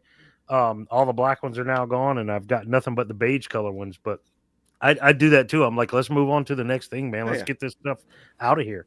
So I can't find anything Keith finds. That's the funny part. I like that sports stuff. It's very few and far between. Like I did get a lot of signed baseballs, but that's why I'm like, and it's interesting to me what different people have access to in different places, that's why I don't do a ton with yard sales and garage. I mean, I love them. I go to them, but I don't find a lot of sports there. That's all for me. It's all about like private picks or flea markets or the stuff I've bought in the past that just accumulated a massive amount of stuff. The flea markets we have down here never has the stuff like you do. And I know the South isn't as big of a sports loving area. The Northeast is sports. The Northeast more college, is college football. That's about it. It's crazy up there, and that's one of the reasons I want to go pick him with Keith so bad. For one, I want to learn from the man because he's a genius as far as I'm concerned. I appreciate it when it comes to picking that kind of stuff. Like I watch his live show every Wednesday night, and his sales are the one you had last night, the big money item. Yeah, the blew my mind. I was like, I would love to find something like that. Like I thought I was quoting high whenever I guessed my price. I think I said $3.99, and you were like another 200 higher than that or something for that thing. What was I was like, it was a scrapbook, 1910 University of Chicago scrapbook, just like ticket stubs and photos, and I saw a lot of them. For $600. I was like $450, four something. Yeah, I think $450. Dude, that's wild. Yeah, it was up there. Yeah. Did you ever buy the silhouette of that Salem witch trial preacher? I actually just sold this week. God, just sold I wanted it. So I wanted it, but I can't afford I can't I afford can't at anything this Keith moment either doesn't because run I on. need to spend that $250 on something legit. I don't need to be collecting, Yeah. but man, I wanted I it took an so offer on. bad. I got 184 and change for it. So I See, paid $30, but as a horror fan, that would have been something I would have bought and wanted to keep just because yeah, the Salem Witch Trials is, for one, it's very, very historical, part Mhm. of our country or whatever, but such a cool piece. But I can't afford to buy from Keith unless it's on First Class Treasures or Yeah, Vintage. that's what I was waiting for. Just one yeah, auction. Because See, he I can't finds find so sunglasses. Like, everything I he can't find finds is worth sunglasses. $500. Is what I yeah, figured. that's So. true. That's crazy. Yeah, Jake, Yeah, you couldn't find a pair of sunglasses here and I may be wrong because I've just started looking, but I looked at like the Goodwill thing. And it's like very, very tough because people are going to snatch those so fast. I'll show you. I'll show I you at the found 127. a pair of Ray There you go. Bans one time at Goodwill, but I found a brand new in the box Maui Gems that were like Mhm. $300 Maui Gems at a yard sale one time. And I was being such a jerk. I didn't even mean to. And I thought about it afterwards, but the lady was asking, I was like, what do you want for them? She's like, $50. I'm like, I'll give you 40. And she's like, I really kind of need, they're $300 sunglasses. I'm being a jerk over $10. I Yeah. didn't even realize it. Like she finally gave them to me for 40. And then I sold them to a guy that I worked with for 275 in cash. But like after I left that yard sale, days later, I'm thinking to myself, I was like, wow, I should have just gave her the $50. I was such a jerk to her, like not meaning to be, I wasn't rude or Yeah, anything, but it's like she wanted $50 is well worth $50. I knew what I was going to get out of them, but I was still like, no. that's what I said the other day. I'm like, I'll nah. pay, I and said, I'll I'll pass definitely at 50. barter. But like when someone goes to buy a car, I wish I had like some of my friends are just hardcore negotiators. I'm the Yeah. weakest negotiator on the earth. Like if I want, I'm just going to buy it.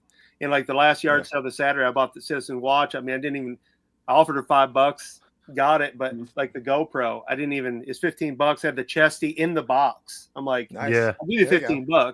$15. Yeah, And I should probably ask because most people will, but I'm a little soft when it comes to that. I'm kind of soft. Like I can't go into. You should see me just break nervous in a car dealership. Like it angers me because I've been through sales trainings and stuff, and I tell them I do not want to draw in your little box.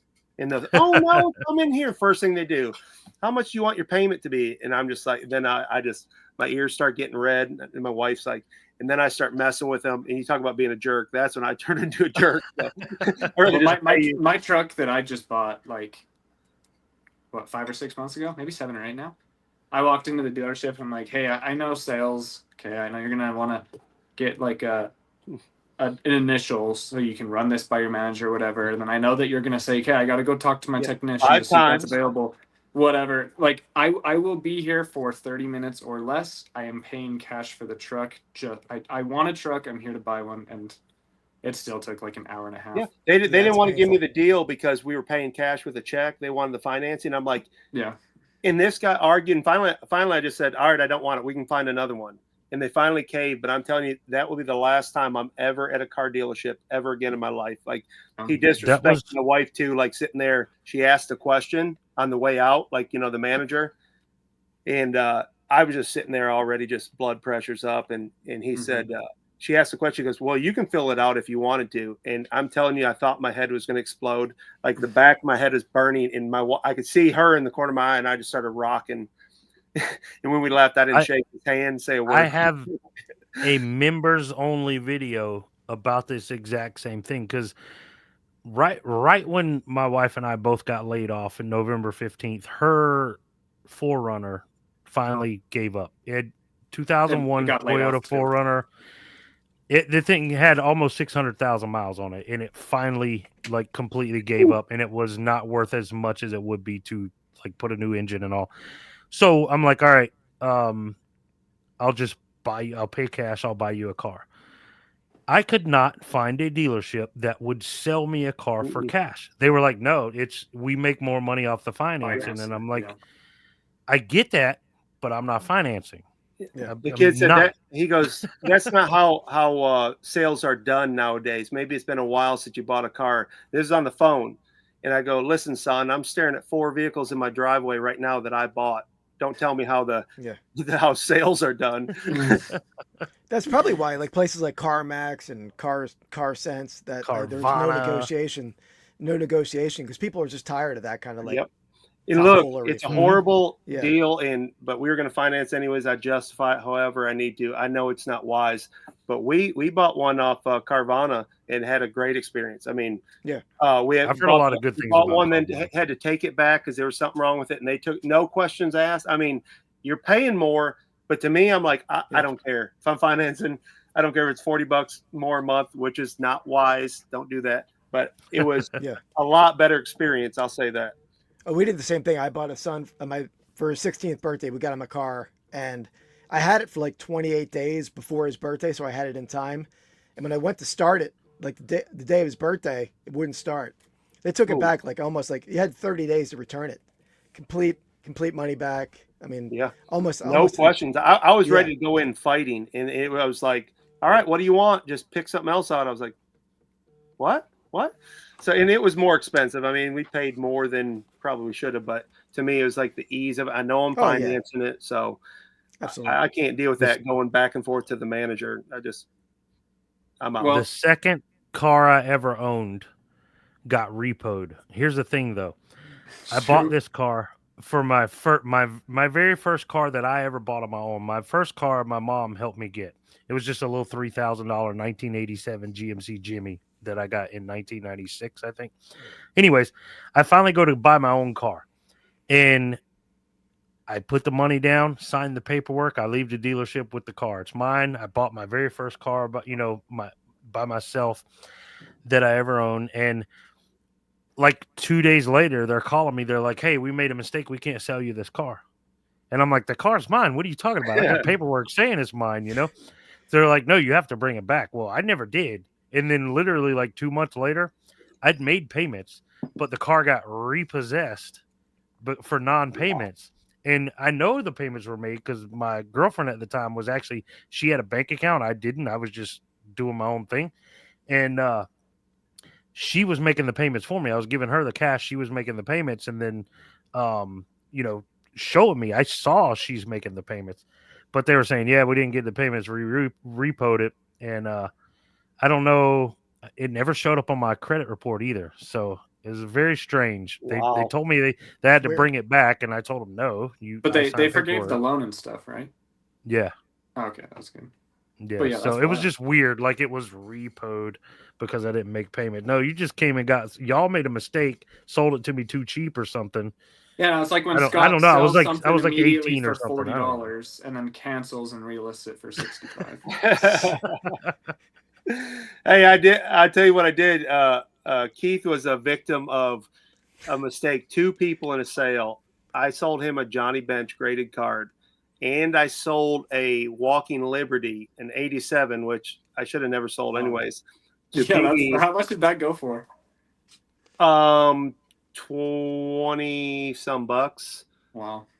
Yeah, and that 87, I didn't know there's like 70,000 made. It was super rare, but I go back to eBay. I'm like, I got to better make sure the bench and the coin were both in auction with bids on it. And I'm like, and I'd already done that once. And I'm like, I'm going to lose my entire account. So I sent him a replacement. I don't know if he got it yesterday or today. Maybe he'll get it today.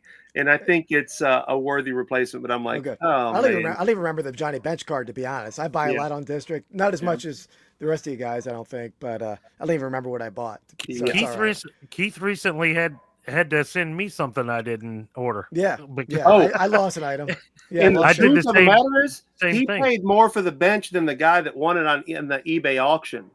Oh wow! And I'm like, that really like super sucks. Yeah, I bought my brother-in-law's he's from Indiana. He's a big Purdue fan, and Keith had this super dope, small like little 10-12 inch vintage pennant, and I was like, that's really cool. I'm gonna frame it, whatever. And so I buy it, and then Keith, all of a sudden I get a refund. And I'm like, what the heck, Keith? And he's like, dude, I cannot find that pennant for the life of me. So he refunds me. Then he sends me another one. maybe a 90s, 80s, 90s 90s version. 90s. So I framed that one. Obviously, I was like, dude, you didn't have to do that. But since he did, I went and bought a frame, got that one framed. He loved it, by the way. Oh, cool. Keith. So I think it was a cooler but looking pen, even though it was newer. Yeah. yeah, it's definitely cooler looking, and larger, right? Because that Yeah. was like a standard Full size. Yep. But I did the same thing, not an auction style, but I sold something on eBay. One of my viewers and a friend of probably most of you guys, Brad from oh my gosh, what's his channel name? He's gonna kill me now. I keep wanting to say Buck Mountain Barn, but it's not Buck Mountain Barn. Black Sheep Society. Black Sheep Society. Yes, thank you. He just went into my eBay store one day trying to support me and bought a little Dwight Schrute or whatever his name is from The Office, a little action figure. I'd already sold it in First Class Treasures, and I forgot that I sold it and didn't take it out of my eBay store. So, kind of like Keith did, I was like, well, I'm just going to send him something else. And I sent him a much nicer new in box vintage Star Wars figure. Nice. So, yeah, I was like, I actually do the same thing that I do, even when I do that for, it's rare that I lose something, but it happens. I'm sure it happens to all of us. So I'll usually like ship them an item that's similar to what they bought, like I did for you, Shane, and then I'll fully refund them. And, because at one time the person like sent me a nasty message and left me negative feedback saying, this isn't what I ordered, even though I guess they never read any of my messages. yeah. So but eBay removed that because tracking shows it was delivered, right? So it worked out. So it's a nice little tip. Yeah, I did like an item not received case because he didn't receive his item. He received another one. He didn't open a case. He just put a negative feedback, but eBay removed it because they saw the tracking showed he got it. So that's funny. Yeah, I had a Marvel shirt. It's like a size medium, and I didn't sell it on Threads, so I listed it, and it sold for like $11 to California. Well, I go looking for it, and I'm like, I freaking sold it on the next Thread show. So I happen to have a bunch of them. So, I'm scrounging around still looking for it because, you think in your head, well, maybe it's somewhere else. So it was the last minute, and I just took 4 of them that were just like it.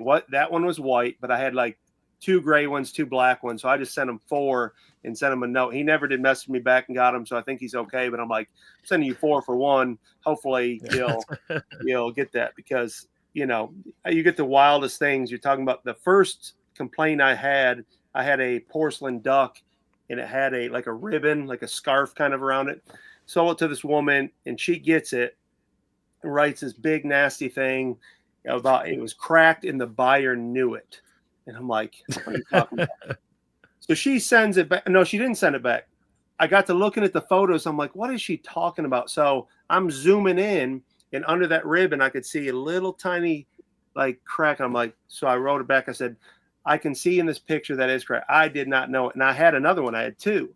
So I sent her the other one, and she never erased the negative feedback or come back. And I'm like, why would I send you something knowingly broken? That's just weird. Yeah, I know. I mean, I know there's shifty sellers out there, right? There's probably not as many shady buyers or sellers as there are buyers, but they do exist. Oh, I'm sure. We've all bought stuff off of eBay, and it's not always, every once in a while you get some shady seller doing some nasty things. But like the Rocky Top Picker, the 1 foot flipper. Those guys especially. You can't trust people with only one leg. That's a known fact. So they don't have a leg. You're buying a World of Warcraft figurine from Page, and you're getting a Motu figure, and you're like, it's whatever. But yeah. Speaking of that, I mentioned this in the podcast on my podcast last night, the Past 9 Picks podcast. I won't say the name of the seller, but I bought a case of items from one of the biggest eBay sellers there is in the sports card in the realm. And I got it, and it was in a priority mailbox. There we go. Priority mailbox, all wrapped in brown paper. This guy's a multi-million-dollar seller. They have thousands of items in every day, and they're wrapping a priority mailbox in paper. And I try to artfully say their name on the podcast, and then Andy just blurts it out. Andy ruined it. I mean, I haven't seen the podcast yet, but I can guess who it's from. So. One of the largest, if not the largest. Yeah, that's my death pile monster from 1 Foot Flipper. He doesn't have any more of those. That was a long time ago purchase. I bought that to support him a couple years ago. But yeah, that was funny last night. because Andy's just like over here nonchalant doing whatever, and he goes, "Oh, blah blah blah," and you're like, I had it rhyming with the name, and come on, Andy, get together with him. Are you talking about? I haven't seen it. Are you talking about Andy Someda or a different Andy? Oh no, my buddy on it's King of Penance on my podcast. Oh, okay. Yeah. I didn't hear the King of Penance. He doesn't really have his own YouTube channel. We grew up together, so he's a Lions fan like Rad. Yeah. So we're a good dude. Spirits. We'll be live tonight, all of us, with our buddy Sean from the Real Life Perspective Show tonight. So tonight in the past. If you guys are bored, tonight in the past, tonight in the past, Thursday night. This won't be during our live show, will it? Oh no, we'll be on first on Dibdit cards. Yeah, they'll be after that. Usually we have it once a month, 8 p.m. Eastern time on like a Thursday or Friday. So it's generally Friday, but my stepdaughter plays volleyball twice a year, 2 seasons. So during volleyball season, we have to do it on Thursday nights, I think is what we've decided. Yeah. But she actually has a bye week this week, so I was offering to do it tomorrow night, but everybody had already made plans for Thursday, so we're sticking with Thursday. But well, Scott, you have a daughter or more on four daughters on basketball teams, right? AAU my wife is a head coach at the high school here.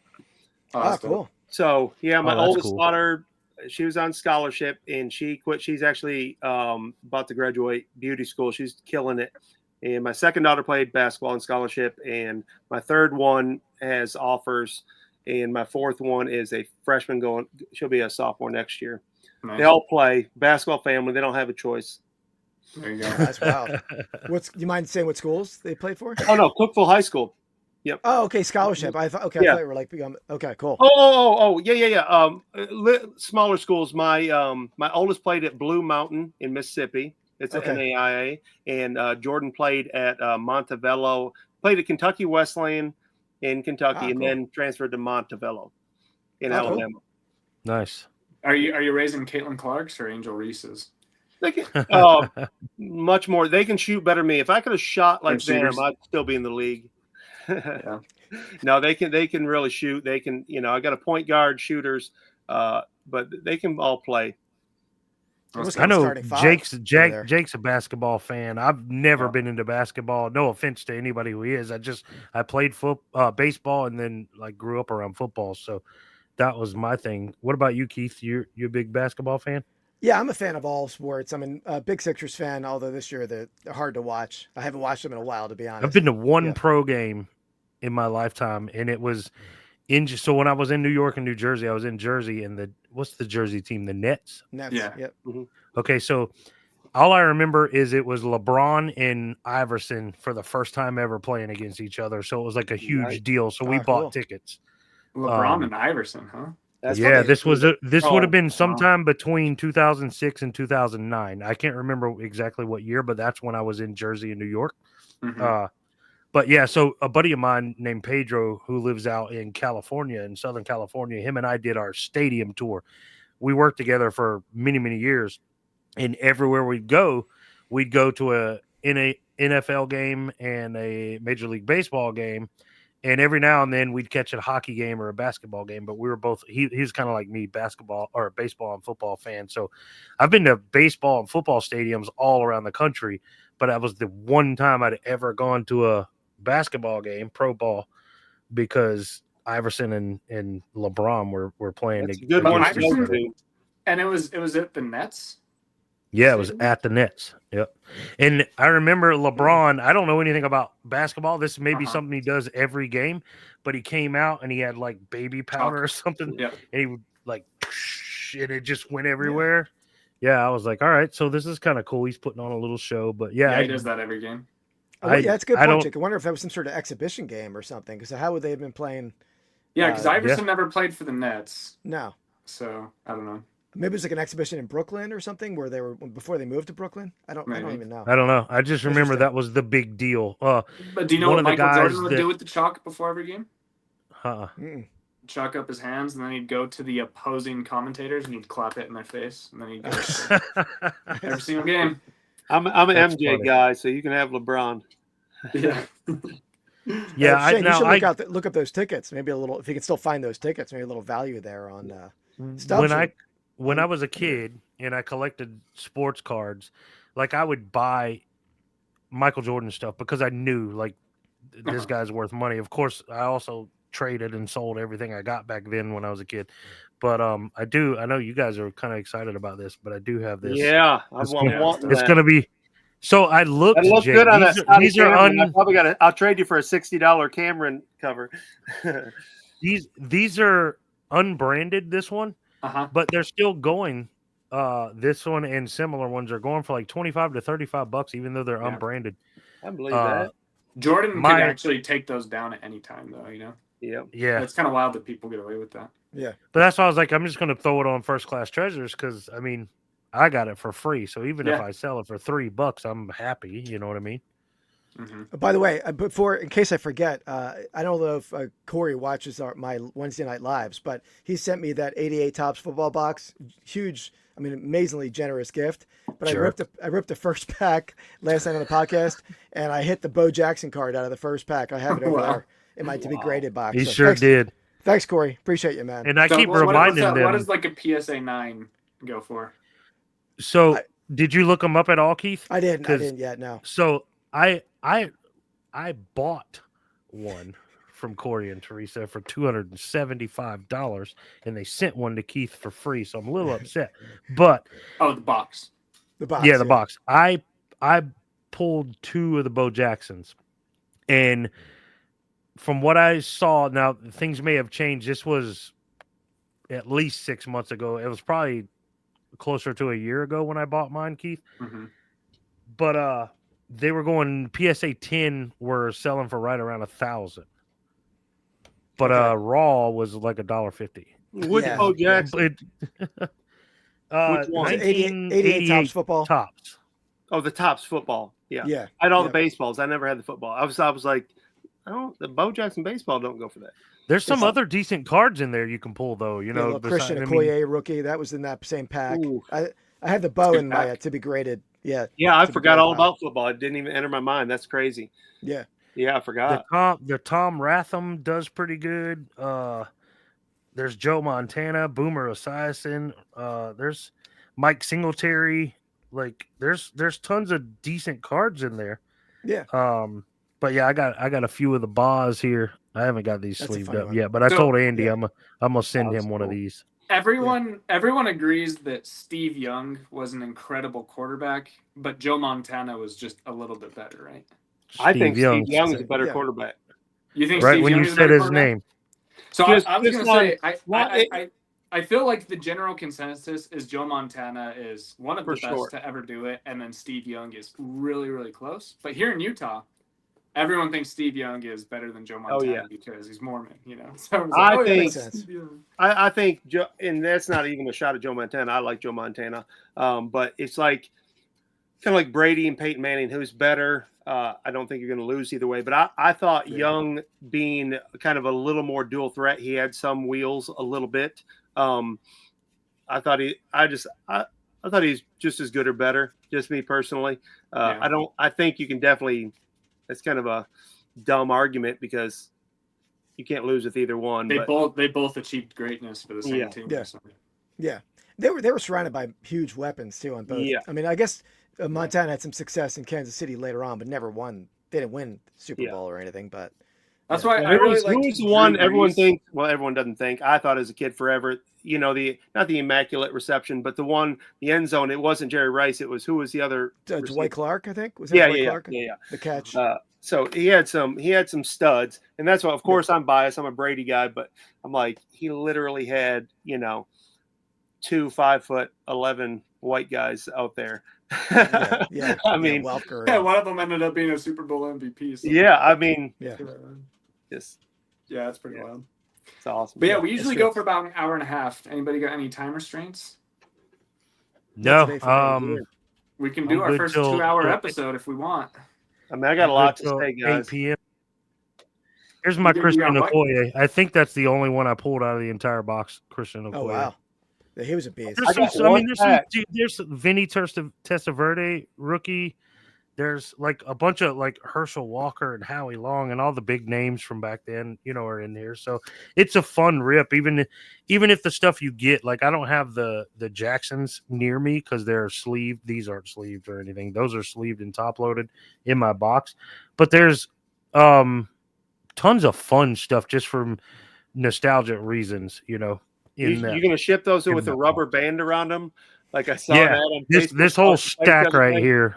I'm gonna sell it for $100 in tubs, just loose, and then banded up. And I'm like, yeah, sir, I don't think you get this. But I got one pack from you, Keith. It was an unopened 1990 NBA. I think it was hoops, and I pulled a Jordan. Nice. Magic in Jordan, and a Dan Marley out of that pack. That one little pack, however many cards coming out. That was a great rip. Well, I still owe you 2 packs because you won the giveaway in the last week on the podcast. But is that right? Yeah, but I was going to send him with your district purchase, but then the payment failed. So next time around, I'll send it to you. Give me the next one. I think we caught the Nairobi Prince or whatever. Yeah, there you go. Yeah. Well, I just shipped out a ton of First Class Treasures orders this morning. Now I got to go check and see if you should have got one from me. It's got to be there today. It got here yesterday. Oh, did it? Yeah. Yeah. Anything break? I got something coming from Whatnot. I don't remember being on Whatnot in many months. So I don't know. Maybe I don't know. I drink a lot of whiskey, guys. You never know. Hey, I did kind of bully somebody on eBay. These tins, they were going, the bigger ones were going so good. These are Pokemon. So they had these up, and I saw one for like, I don't know what it was, like $16.99 or whatever. And it was 4 of them. So I'm like, that's a deal. So I bought them. Well, it was for 1. And I hate those ads. They do the same thing with Star Wars. Pick one, And I go, he sends me a message. And that's on me. I don't feel like it's their fault at all. It was clear, but I had a misunderstanding. So I'm like, he goes, which one do you want? Pick your color. And I kind of smart Alex said, I don't even care. I thought it was up for the whole lot. So send me whatever. And he goes, well, I'll throw in another one. I go, great. You pick them. so he sent me 2. So shout out to him. That was a pretty cool move. Cool. That's nice of him. Yeah. Oh man, Scott, by the way, advantage, man. Next up, you're gonna make a video about how you're stealing 14-karat gold rings from an old lady for a buck. Whatever I gotta do. I'm learning from Shane. Like, you want $50 for this car? I'll give you 30. Yeah, I felt bad after that. No, knowing what I was going to sell for it, because I don't usually. I'll haggle a little bit if I need to, but I'm kind of like you. I'm generally okay with what most people are asking for stuff at yard sales because it's usually fairly priced. But yeah, for some reason, I wasn't going to pay $50 for these $300 sunglasses, brand new in the package, never been worn. But I don't see why people get mad at that. Like, people comment on your videos or people that are picking. They're like, oh, you're ripping people off. They're asking for something. They're selling something. Yeah. You can say no. Like, I'll even see people on the post ad on like Facebook Marketplace to say, don't ask if this is available. And I know it's annoying. I hate that too, but you're selling something. That's like being at a car dealership, your salesman being like, no, don't come ask me questions about the motor. You're selling something. You got to deal with dumb questions or whatever, and deals. Like, it doesn't bother me. How many times have you been on Marketplace and you got interested in something and you reach out to them and they're like, yeah, I sold it. I just forgot to take the listing down. Oh, that's me. That's why you ask. You see it, it's available. Yes. Yeah. But I'm the one that leaves stuff up. Like, I don't erase it. I just had one today. I finally sat down and erased all mine because I'm getting messages. I'm so bad about that. That's what happened to me with like the Johnny Bench.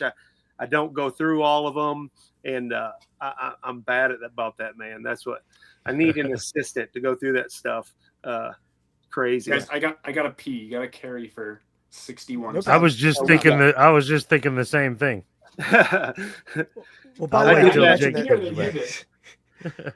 well, I had a co-host show the other night, and I was thinking the same thing, that I needed to pee or that you needed that I needed to, but I'll wait till you come back. Yeah.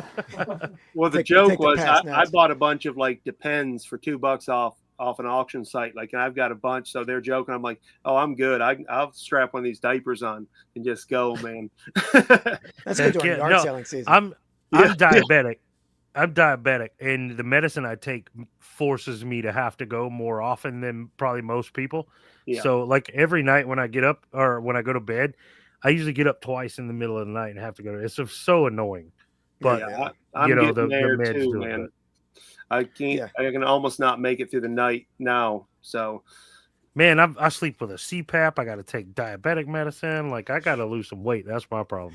oh, I'm on that same train. I've been walking. It's been helping too because I'm like I literally can't breathe. I'm like even my bigger clothes weren't fitting. I put on a shirt. I'm like no way, this has got to have shrunk. So I'm like I got to do it. Shane, this is the wrestling tag out. Touch my hand. Oh, oh, I went the right way. Wrong First way, time. wrong way. Wrong Oh, way. he you're It's turned wrong heel. way. He turned heel. What? Is it showing right for you? No.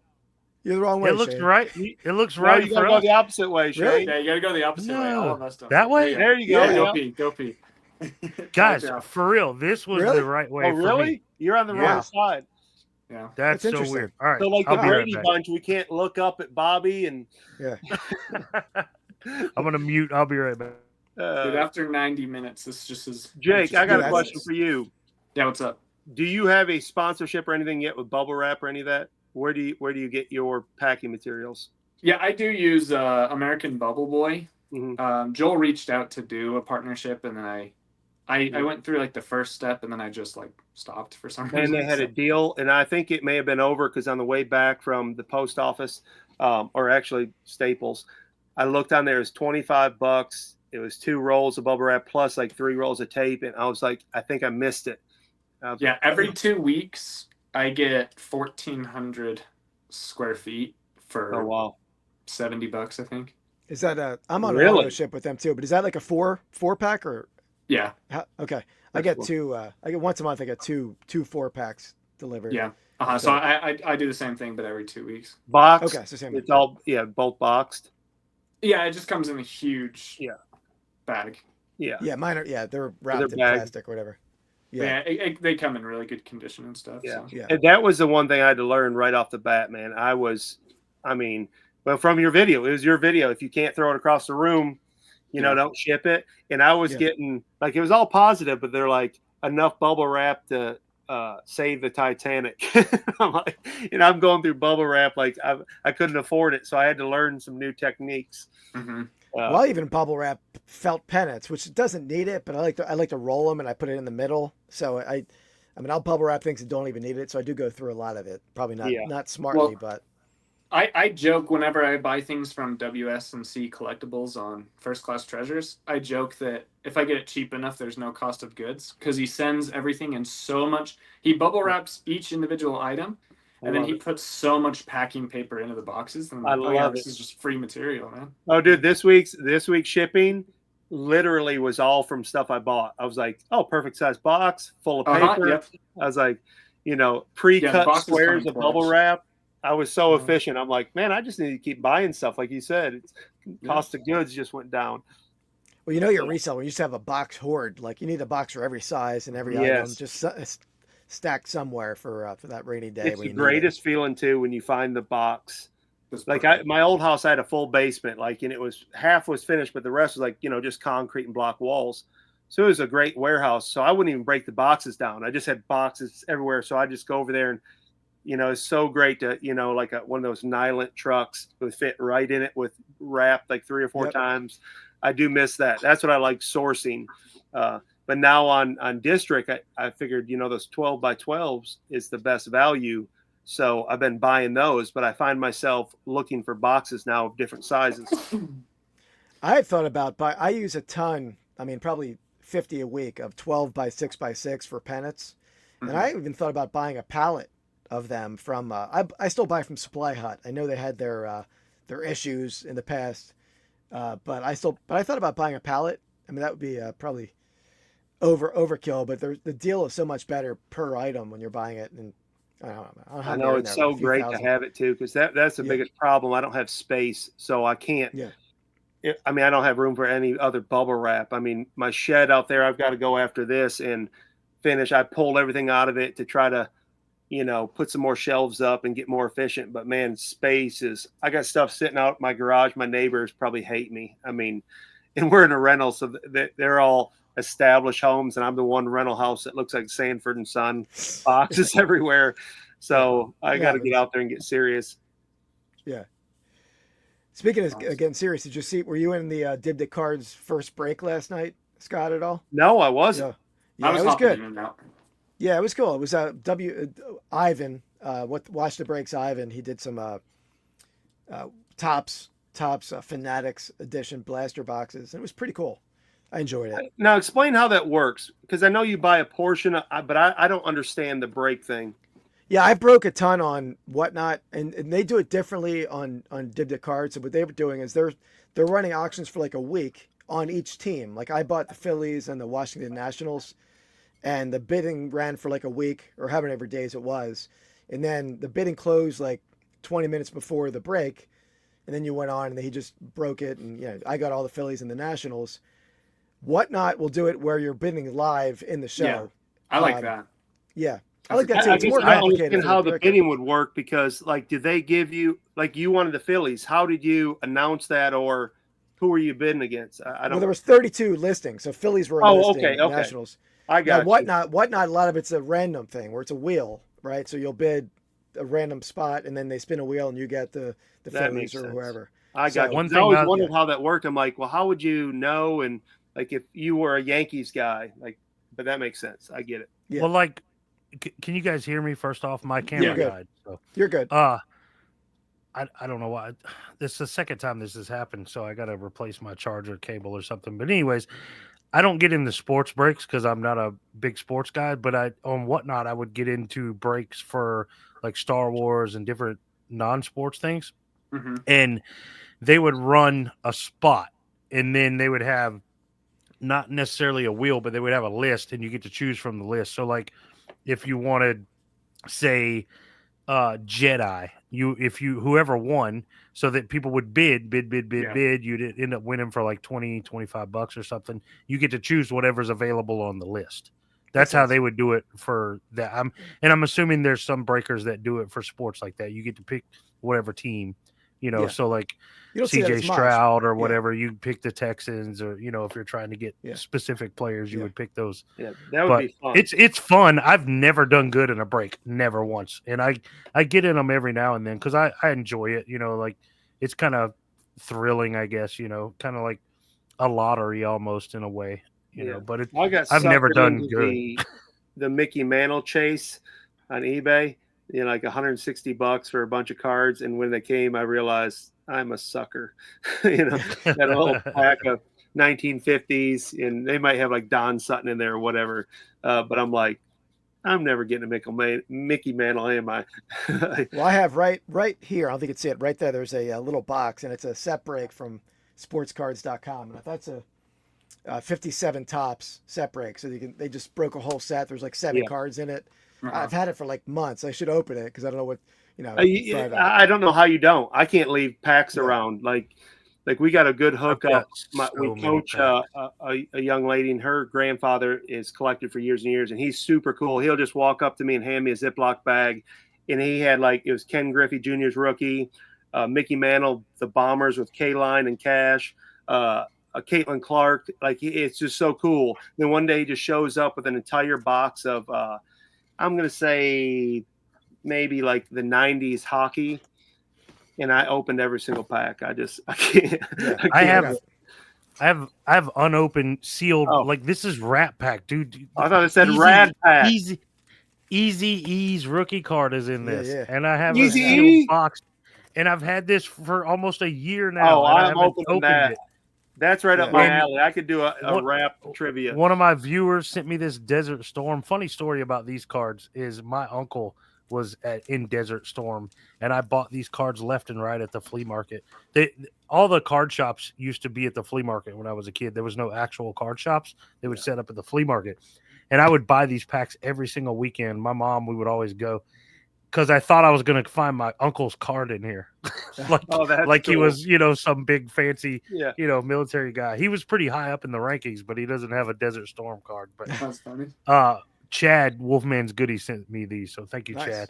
But I have so many unpacked. I sent Keith $140, and he sent me a whole bunch of random packs that he got for me at the flea market. Like, I have so much stuff that I haven't opened yet, but I'm like super excited about this. Easy E's and I've had rookie. it for That's the first time I've even seen wrap cards. dude. I had a Kid Rock rookie I pulled out of that box. Kid Rock. All right. Kid Rock, Easy E, Ice Cube. Those are like the 3 big ones. But then there's tons of other cards as well. I can probably name them. Ice-T. Guy. Me too, dude. Especially 80s. I love. Well, I think it was 80s. I can't remember what radio station it was, but they released the Mount Rushmore of white rappers. Oh, and, yeah, I saw MGK was pretty upset. Yeah, MGK like just tell me Snow wasn't on there. It should just be Eminem 4 times. Snow, I love that song back in the day. I was a big Vanilla Ice fan though. Hey, third base is the one that they don't need to sleep on. Well, third base, man, MC Search, bro, they were, yeah. Oh, yeah. Third base, he's a huge sports. He was a big collector, but he is he's been sued by like every auction house in the world. It was sort of like some unscrupulous things he was accused of, I think. Really? Who's the Pop Goes the Weasel? That's third base. That's third base. There's a couple people in that group, right? MC Search is the main guy. The other guy, whatever his name is. Man, I can't think of the other guy's name. Man, it's I had not like no they idea were you the guys were Beastie gonna nerd Boys. out over white rappers this much. I can go. Nice? Who was on the Mount Rushmore? I'll tell you. No, right. Pete Nice was from Nice and Smooth. Yeah. It's something. Either. I'm not going to think about it because it'll come to me. If I think about it, I won't be able to get it. I pulled some Vanilla Ice cards in the Yo MTV Raps packs. Okay, nice. True story. That is my 5th cousin. I know that's far removed, but I'll never forget. His grandmother is my grandmother's cousin. So we go to Des Arc, Arkansas, where my grandmother's from, and see my Aunt Rosie, my grandmother's cousin.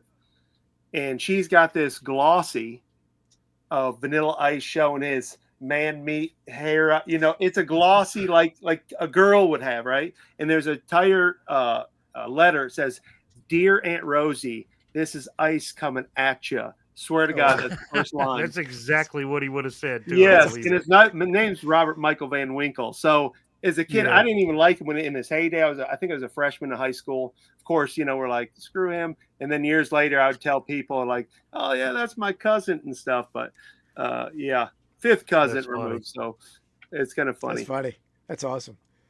Yeah. The odd things.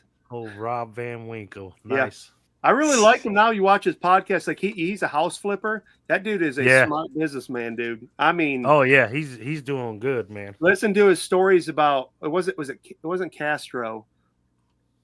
It was some big drug runner that would like hang out with him like all the time. Like one of these big, was it Pablo? It was someone like that, but it's interesting. Pablo Escobar? Yeah, big time. You need to listen to whatever. That show was on YouTube where they interview him. Very interesting. By the way, I Googled him. It's Peter Nash. Peter Nash is the guy. He was a big into memorabilia, like a lot of early, like 19th century memorabilia. But he was in third base. I'm not sure how big into basketball you are, but do you know who Grant Williams is? Yeah. Tennessee fan. Yeah, role player from the Celtics, got traded to the Mavericks and Charlotte. He's really big on opening. Like he goes on Whatnot. And he doesn't sell anything. He'll just like hang out and open packs live and stuff. Really? He's like we're searching for me. That's cool. Yeah, he's underrated. Kind of a thicker, shorter guy, but very good basketball player. Oh yeah, great role player. Me too. Me too. Yeah, you need that. You need that. He's like he's the 7th or 8th man on a championship team. For sure. You need that gritty kind of player off the bench for a great team, right? Mm-hmm. Absolutely. Yeah, the Pistons did it with role players for sure. Dude, that Pistons team, that 04 Pistons team might be one of my top 3 favorite teams of all time. Yeah, I'm biased, but I like that. I'm a team guy. I was a point guard. I'm like, I don't even have to shoot, and I got to touch the ball though. I have to control the ball. Good old Chauncey Billups. Oh yeah, it's kind of a crappy coach, but he's a great player. Yep. Well, most of those great players weren't great coaches. Bird couldn't coach.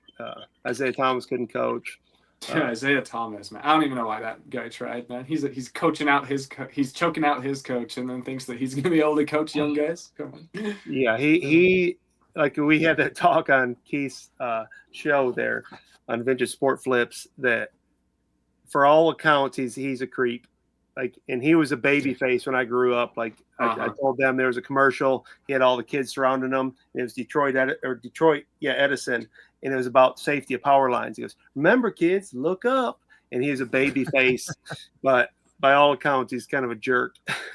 Dude, I love those NBA commercials. I remember when I was a kid, I was watching a commercial, and it's Steve Nash and Grant Hill, and they're playing 2-on-2 with just regular 16-year-old kids. And one of the kids goes up for a layup, and Grant Hill like fouls him, and then the kid goes, "Oh, that was so gay." And then Steve Nash comes up, and he's like, "By gay, did you mean dumb or stupid? We don't have to bring up people's sexual orientation." Really? Yeah. Oh, wow. I never saw that. And then Grant Hill's like, "Yeah, man, next time you just say that was dumb, bro," or something like that. Oh, wow. That was hilarious. My daughter my cousin who was watching it with me, he's like, "That's gay." I never saw that. I never saw that either. Funny. I think it was just a local broadcast because I was in St. George, Utah, which is like 5 hours from Phoenix. So it might have just been a local one for Suns fans. Yeah. But That's funny though. Yeah, it was hilarious. My daughter just sent me a photo of my grandson. I'll show you guys. Oh, there it is. He's just dope. chilling. Great photo. Yeah. Can't wait to see him this weekend, man, for Easter. Been a couple of weeks. That's one thing that I will say about being full-time reseller is it's given me opportunities. Like I go hang out at the park with them, you know. I couldn't just leave a 9 to 5 and go do that, you know, in the middle of the day. Nice. So For sure. it's been super cool, man. Reselling can be a 24-hour thing, but you can also just take 2 hours or 6 hours or 2 days off, which is awesome. Yes. Yeah. Yeah, guys, we made it to the 2-hour mark. Anybody got anything to plug? I'll plug, 6%. Check out YouTube. I'm fresh on TikTok. I'm stumbling through videos, so eventually I'll get this worked out where you can see titles on the screen. The editing tools aren't RAD proof, so I'll get through those. But yeah, that's about it. And tonight, great content though. Well, I enjoy watching. Yeah, I need to mix it up. He's always shouting out other people too in his videos, which is awesome. Yeah, yeah. So yeah, oh yeah, that's the thing. Like, that's not a shtick. Like, I'll goof around and stuff, call myself the rad in third person, but like I don't know. I don't know why you do anything and not help people. Like Jake's helped me already more than I'd ever repay him. Keith's done the same thing. Like, just shout outs and stuff. Like, I don't know. That's the easy part to me because it's genuine. Yeah. Yep. Well, you guys got anything coming out after Monday you want to talk about? Everything else is, just... Yeah, you can check my live out Wednesday nights, Vintage Sport Flips. We have a giveaway every week. And then my regular picking videos come out Saturday, 1 o'clock. If you want to check me out over there.